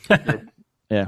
Really? That's so sad because nobody liked her on Desperate Housewives. None of the cast liked her. I mean, there's always one. Right. Well, but she played the likable person on Desperate Housewives. I used to watch Desperate up to a point. I got sick of it after a while. That's what I was hoping to get on the broadcast, but you not broadcast material. They don't watch that show. That's not even because it's Desperate Housewives. It's not on the air anymore, Matt. So, my buddy Dave was on Desperate Housewives. What did he play on Desperate Housewives? He was a stunt double for, I guess, a younger character on the show, maybe with the neighborhood kids or whatever. Who's the insanely beautiful Eva Longoria. So he had this take that he doesn't shut up talking about. And it's actually I wouldn't either if it was me. But he had a scene where Eva Longoria tackles this kid in the yard and like pins him down. And somehow he lucked out to be the kid that gets tackled by Eva Longoria. And they said they had to do like 3 or 4 takes. So like he said the amount of time that Eva Longoria was actually like pressed her body on top of his was enough to give him some material for a few years. Was he like, you don't even have to pay me? Exactly. I take 4. She's like, And the funny thing is, like, he gets paid to this day for that work. Oh wow! like not a whole lot, but like if someone buys it. Well, still, like, again, I'd do it for free. Exactly. That's one of his claims to fame. That and being tackled by Warren Sapp. I pass on that. Yeah. Yeah, that's a sad story too, because poor Dave. Dave was he's a stuntman back in the day, no longer anymore, but he had two Super Bowl commercials that ended up getting cut. Really? Yeah. So there's one commercial. I don't know if you guys remember. It's a Bud Light commercial. There's a house made of Bud Light cans. Yeah. Yeah. So he was in that. He actually has the original hashtag Super Bowl commercial. Yeah, exactly. So he was in that commercial, the original cut of it, where like as a stunt guy, he came in because there's a scene where he's walking down the stairs and he falls in the stairs, and the other guy's like, "Oh, who drank the stairs?" Ha ha ha! But he did that, and that commercial ran for like 6 months after the Super Bowl. Oh, but he wasn't in it. But his part got cut from it, so he gets nothing. So he gets nothing. Wow. So he got paid to work that day. I think he probably got paid like $10,000 just for the day shoot or whatever. But another one was it was a commercial for like National Rent-A-Car, and he was the rental car guy, and he was renting a car to Warren Sapp, and Warren Sapp gets all excited and gives him a chest bump, and he's like harnessed up with like a wire harness and flies across the parking lot and smashes into a car windshield. But you guys might remember the day or two before that Super Bowl, Warren Sapp got pinned for hitting somebody or for beating a woman. And first, I guess it was overpayment for he was a prostitute.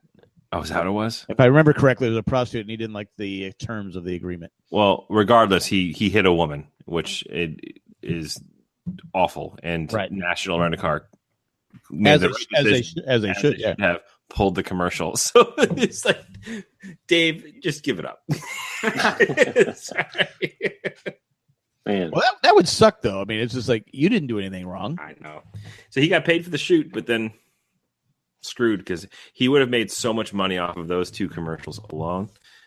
He probably. Well, the good thing is that because it happened, he moved home, and it probably wouldn't have happened if he was successful. So he gave up. He's done. Oh yeah. He's been out of the business for 5 years. It's funny how that industry works. Just because I've heard so many stories about people that are like our age, and they come out here and worked and busted their butt, and they might get one commercial a year, if that.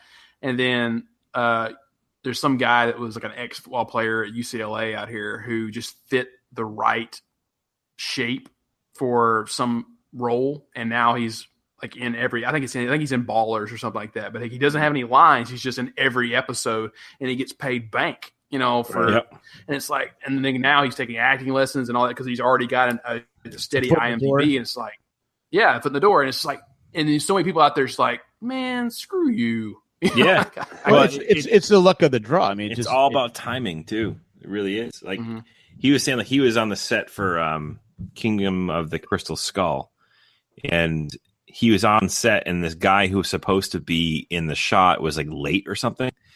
So he was a stand-in for this other guy, and it was with Harrison Ford, and Harrison Ford had like throw a punch at him or something like that. And he did it, and he did a really good job. But I guess the guy who was supposed to be there was like friends of somebody that they made the like all right, fine, he's back. We'll put him in the shot, blah blah blah. And that's bullshit. He got kicked out of that one. And then, but he's still in the movie though. He gets paid for Indiana Jones, the worst movie ever. Well, there's a guy he's in Hogan's Heroes. Is just an extra. He's also in MASH as an extra. He has a few lines in MASH, but all throughout MASH, he's in. I mean, the guy is. I don't know if he's just. I always wonder if he's just a guy. That's all he wanted to do. That's all he could do. Well, there are career extras and there's career stunt. Yeah. Like he always mentions like we'll be sitting watching TV and he'd be like, oh, I know that guy. Like I used to hang out with that dude. Like it's like there's like a community of people that are in all these commercials and but you think it's such a hard business to crack into. But you think, okay, this guy's been in like I don't know how many episodes of Hogan's Heroes there were, but MASH ran for like 11, 12 years. I think 11 years. That's as far as they could go. I think a lot of people get hung up on vanity with actors because like I've met so many out here that are just C-list, D-list, E-list actors that, a lot of people have this goal like, oh, I want to be the next Tom Cruise or this like that. But like I've met so many that are like, dude, I just want to be a working actor. That's all I want to be. Yeah. And they'll take like Samuel Jackson, he'll take every single role that's offered because he is in everything. Yeah, he's in everything. But like, and they don't care. Like Tyrion, the guy that plays Tyrion, Peter. Yeah. That's something like he is actually quoted that on camera. Like, for a long time, I kept saying, I'm only taking these kind of roles. I'm only doing this. And then finally he goes, I realized I wasn't making any money and I needed to support my family. And I said, I don't care. I'm just going to be a working actor. And I took every single thing. Yeah. And sure enough, the third role I took was Game of Thrones. And look where I'm at now. Right. Exactly. It's a tough business. Like I said, a tough business to crack, but just luck of the draw. Jack, he told me also he was in the West Wing as well. Dave was he? So he thanks us for our watching and rewatching because he gets paid for that too. Okay, what episode? I'll just keep watching it over and over again. I don't know. He's episode or season 4 or 5, I think it was. Can I put it like on a loop and just he gets paid every time? No, he technically I don't think he gets paid for streams. I think he gets paid for like box sets. He probably has a lot. Why don't we have him on the podcast? He probably has a lot of stories to tell. No, he's got tons. I think I've already shared them all though. I tend to live vicariously through his exploits. Well, the Eva Longoria story would probably be. He's got another similar story with oh my god, what was that? She was in Party of Five. Sarah Nev Campbell? Parker. I mean, no.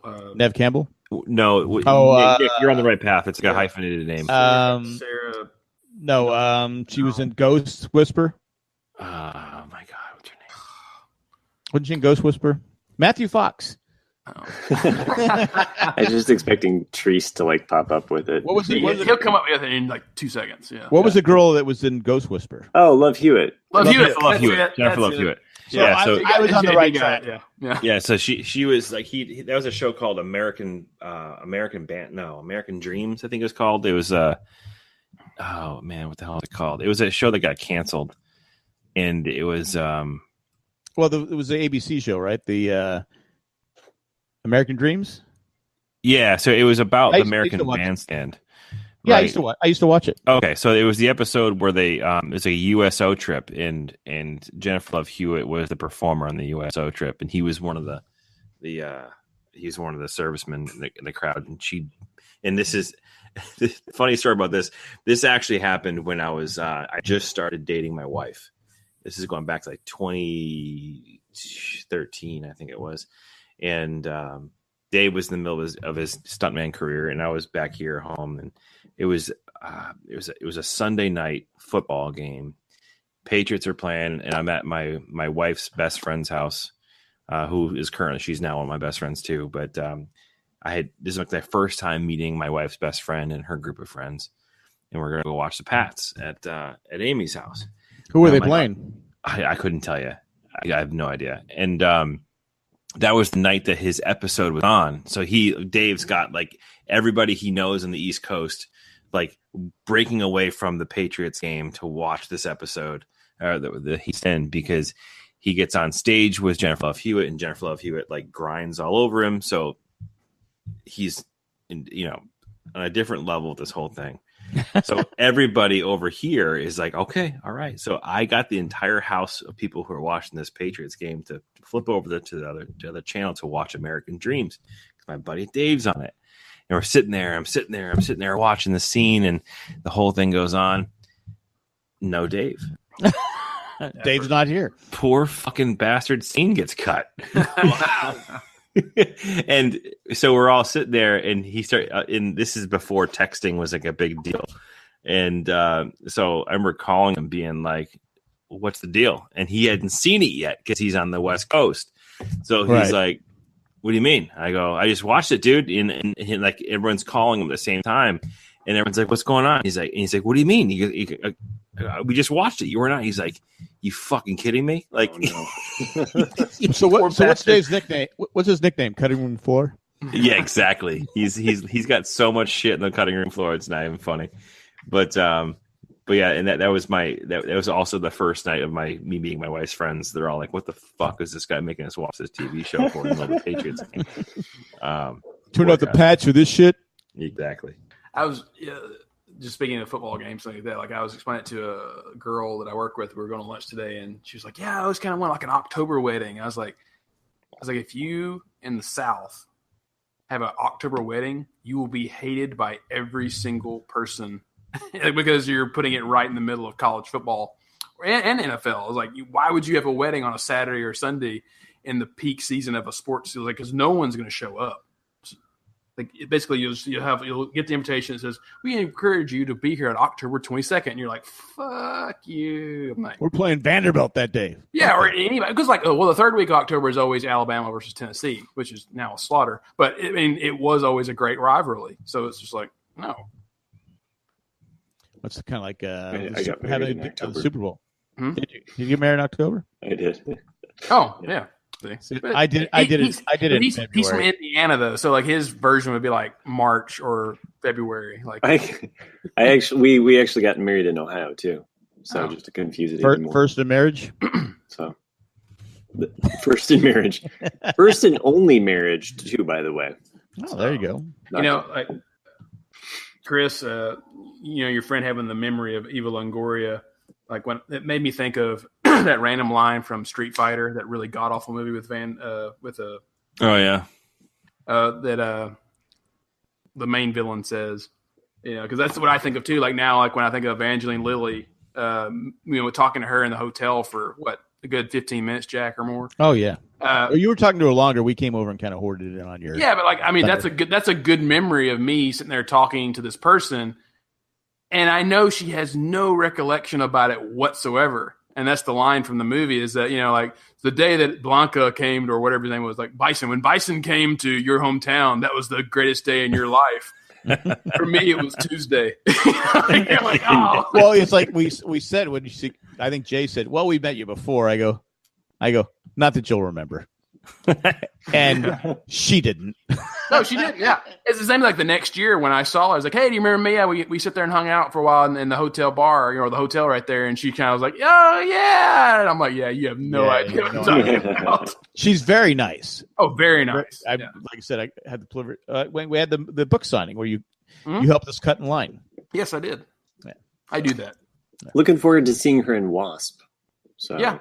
I'm like 90% confident that she's gonna vanish. Oh, sorry. Well, not really. I know that some people vanish. Yeah. So I think that she's gonna vanish. I don't know who they are or what happened. Vanish from the movie or just vanish from movies altogether? Yeah, like I don't want to spoil you, Jack, but yeah, like a lot of people die in Infinity War. So I'll forget. Really? No, I don't want to know anymore. I'll forget. I won't remember. You need some ginkgo biloba there, Jack. Come on. I'll forget to take it.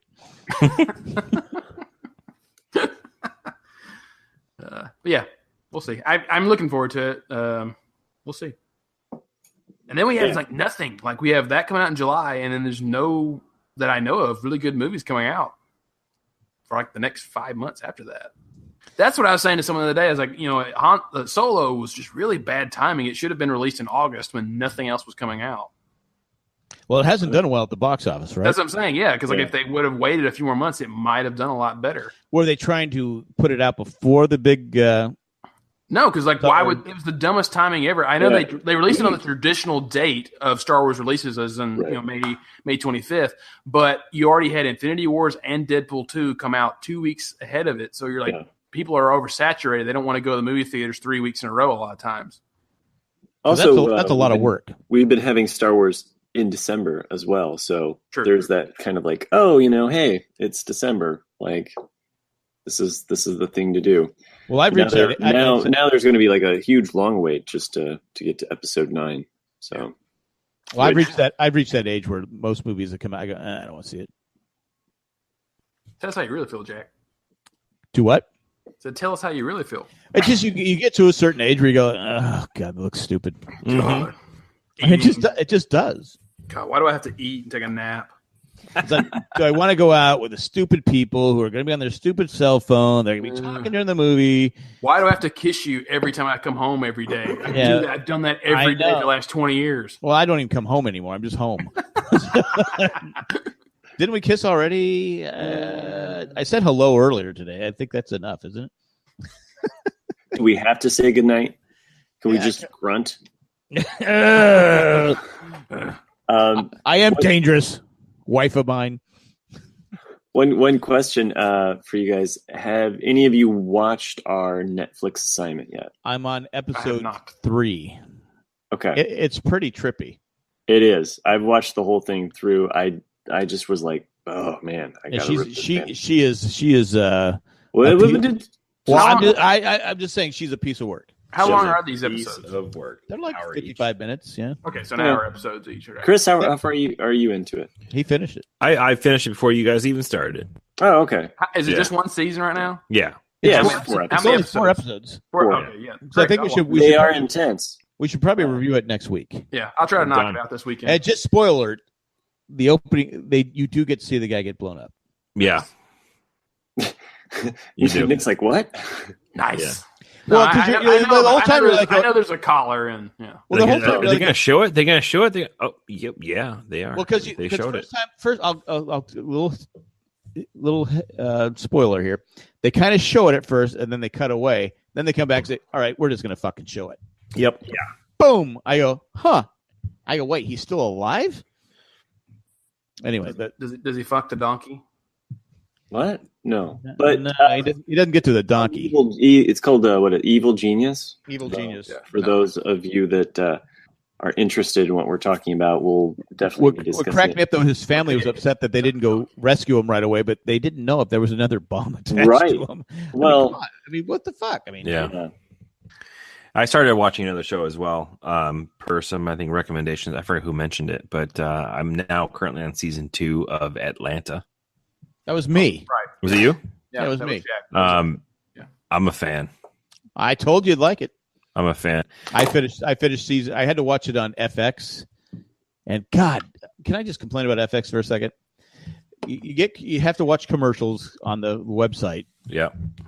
I have to sign on with DirecTV and AT&T because that's who my providers are. What commercials do I get every fucking time there's a commercial? DirecTV and AT&T. Are these relevant to you? No. They do little smiley faces or something like that. I do the on-smiley face. I do the non-smiley face, and they still show me AT&T and the same one over and over and over again. But other than that, the show is fantastic. It really is, and yeah, you get to this. It's a show in which you start to really like the characters. What's the premise? Premise is takes place in Atlanta, and it's about an up and coming Paperboy rapper who's my favorite character named Paperboy, and his cousin played by Donald Glover. Is he a paperboy? No, he's making that Paperboy. It's just false advertising. And his cousin, Ernest, who's Donald Glover, is trying to be helping him out as his manager. His manager, yeah, because he went to Princeton. Yep. What episode you're on? Season 2, you said? Season 2, yeah. I think I just saw an episode where he went to an Oktoberfest, and that was yeah. Interesting with his girlfriend. Yeah, I like her. I really like her a lot. She's in a superhero movie. Deadpool. Yeah, she plays Domino. Yeah, she's that girl. Yeah, yeah. That's the season 2 has some flashbacks. You go, oh wow, okay. And there's one episode in season 1 that's kind of, I'm not going to call it a throwaway episode, but it had nothing to do with the progression of the season, and they do a really nice job of trying to inject like humor. Like it's actually a lot of it's really. Is that the funny. one with the commercials and the transgender white guy? Yes, on the talk show. It's my favorite. It's my favorite of both seasons. My favorite episode. I laughed out loud a number of times. CJ said it wasn't as funny as I thought. As I said it was, but it's hilarious. I thought it was awesome. It's hilarious. But it's written, I think many of the episodes are written by Donald Glover. He's a genius. He really, really is. Does a really nice job with it. Like Donald Glover, by the way, I never gave him enough credit, but is a phenomenal actor. Like he does a really, really nice job. It's gotten to the point now that I've forgotten. I can't see him anymore in Community. Right. Yeah. Like everyone knows him from Community, and then I forget now. I can't see him as that character anymore, which is great. If you watch Atlanta, he's gone well beyond Community. Yes, agreed. And then there's episode 6 of season 2. You're like, it's probably the most fucked up episode of TV you're going to watch. Really, but it's Black Mirror. Maybe not worse than Black Mirror, but it's like you're like going. It's so fascinating, but fucked up at the same time. Yeah, and just an amazing 30 minutes of television. Yeah, and that's another thing too.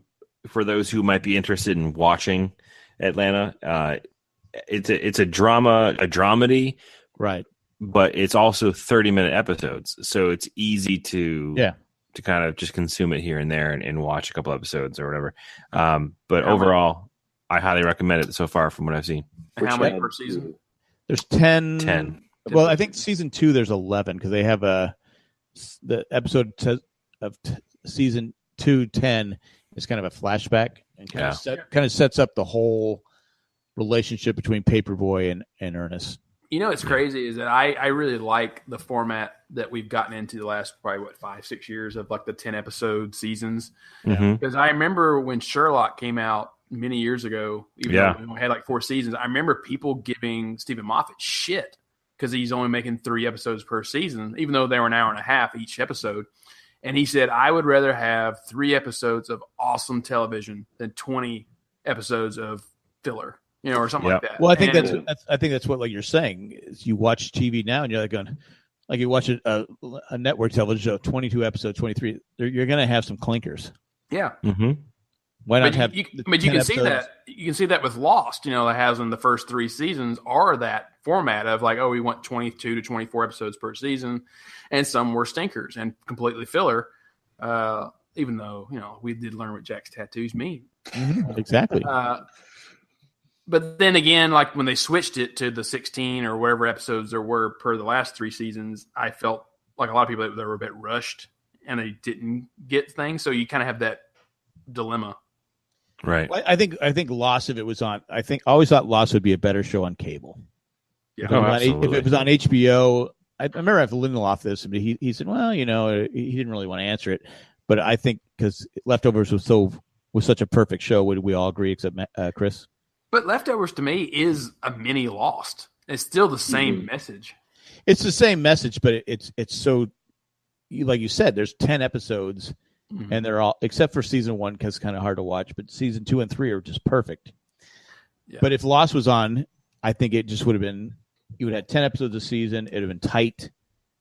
But I'm with Chris, though, with Leftovers. I really liked it, but I watched it as it aired. But if I binge watched Leftovers right now, I probably wouldn't like it because the fact that there's so much setup in season 1 that is just completely ignored. And those in the season 2 and 3, where you're like, well, what happened with that? And what happened with that? But you don't think about it when you watch it as aired because you've forgotten about those little minor points. Well, you know what? I take crap for this, but I've always tell people, I go, start with season 2.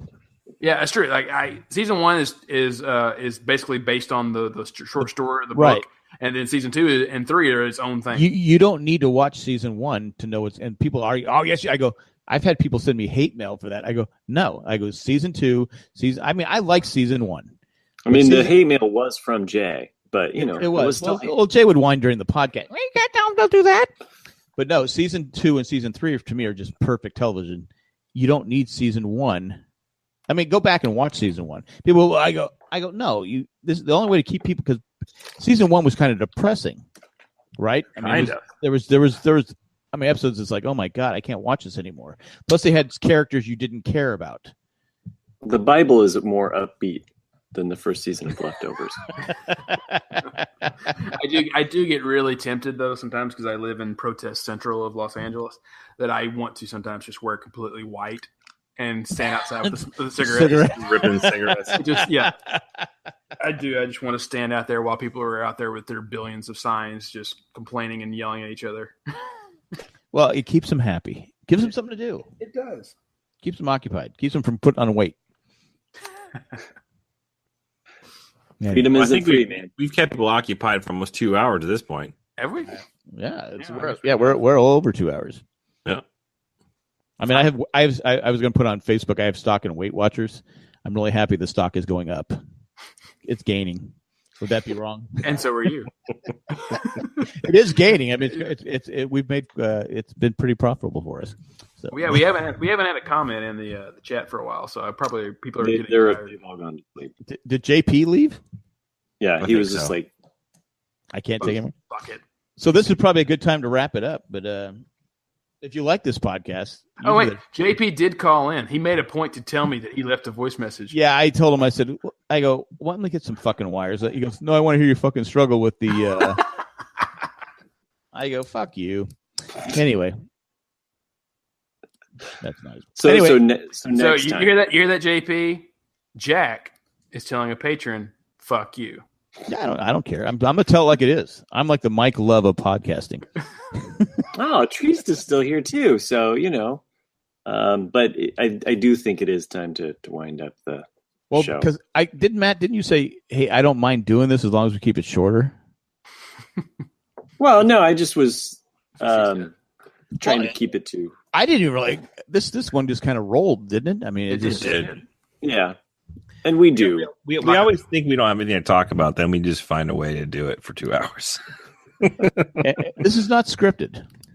No. They know. They know. That's not a secret. Because my wife will go, "What did you talk about for 2 hours?" I go, "I don't know. Top Gun."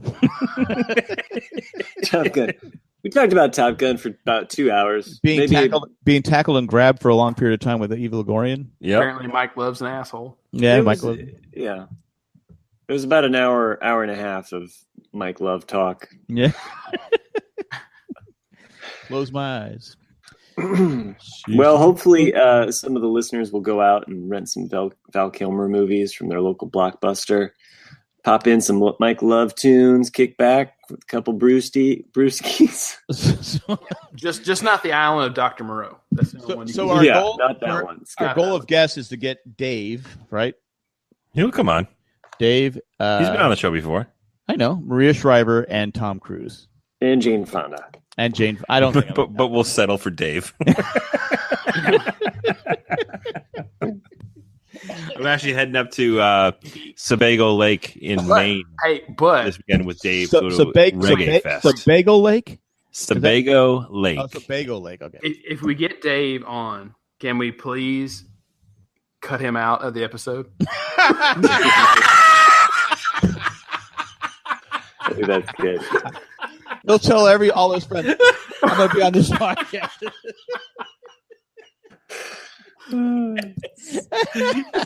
That's perfect. Sorry, Dave.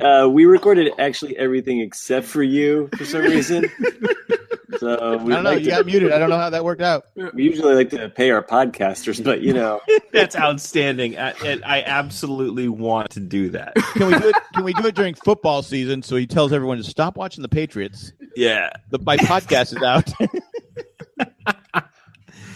Oh my god, that'd be absolutely fantastic. We'll do the same thing to Cruz and Maria Shriver too. Right? You know what's funny? Dave and I'm not sure. Well, we're gonna extend this for another minute or two, but Dave actually he guest hosted on Media Junkyard back in the day, my alma mater, and he was not really in tune with how podcasting was all about, and like kind of how the whole setup. And he was using the onboard mic from his computer or whatever. And I remember we're in the middle of recording the show, and he texted me. He's like, "I gotta go to the bathroom." So I just texted him back. I'm like, "Dude, just go, man. Just go. No big deal." It's called a 10. Yeah, and he didn't mute his mic. And at the time, he was living in New York City in like a studio apartment. So all of a sudden, you can just hear Dave pissing. It's just like a 40-second. It's not like Jay farting. Right? Yeah, it's solid piss. And he comes back, and we're all laughing. He's like, "What?" I'm like, "Mute your mic, dude." Pretend you're on like Desperate Housewives or American Dreams, and just get edited out. Well, he wanted to take the whole podcast along for the experience. I left you guys a link to his IMDb page, so you can do some homework. I see that. I see that. So is that it? Are we done? Yeah. 2.5 hours. How many people are left in the chat? None. No, JP's still there. And JP and Tree's. I appreciate you guys for hanging on with us. We got 7 people. So we there started. Yeah, there's 4 of us. Yeah, so 4 of us and 3 other people. Oh, that's right. I forget. Well, thanks, guys, for playing along. If you like this podcast, you can go become a patron. Go to patreon.com/JaneJack or go to JaneJack.com. Click on the little button that says become a patron. Every little bit helps. If you like to shop Amazon, who doesn't? We always shop Amazon. Oh, yeah. Of course. Yeah. Go to Amazon.com. JaneJack.com. Just go to JaneJack.com. Click on the little button that says, well, it's been 5 hours. I'm sitting here for 5 hours. Go to Amazon. Just JaneJack.com. Slap on Amazon. It looks like the normal page. And at this time, we'd like to thank all our patrons, but we like to thank Tax from Tokyo, Eckhart Rickner Flaffelder, Molly the Millennial, Ed the Creepy Letter Carrier, and Maggie the Magnificent. Thanks for doing what you do, and thanks for everyone who does what they do, and thanks for everyone who joined us in the chat. That's all I got. Anything else? Great show, guys. 1 in 740. 1. Yeah, tune in next week when I'll be on the broadcast. All right, guys. Away go and goodbye. See you. Bye.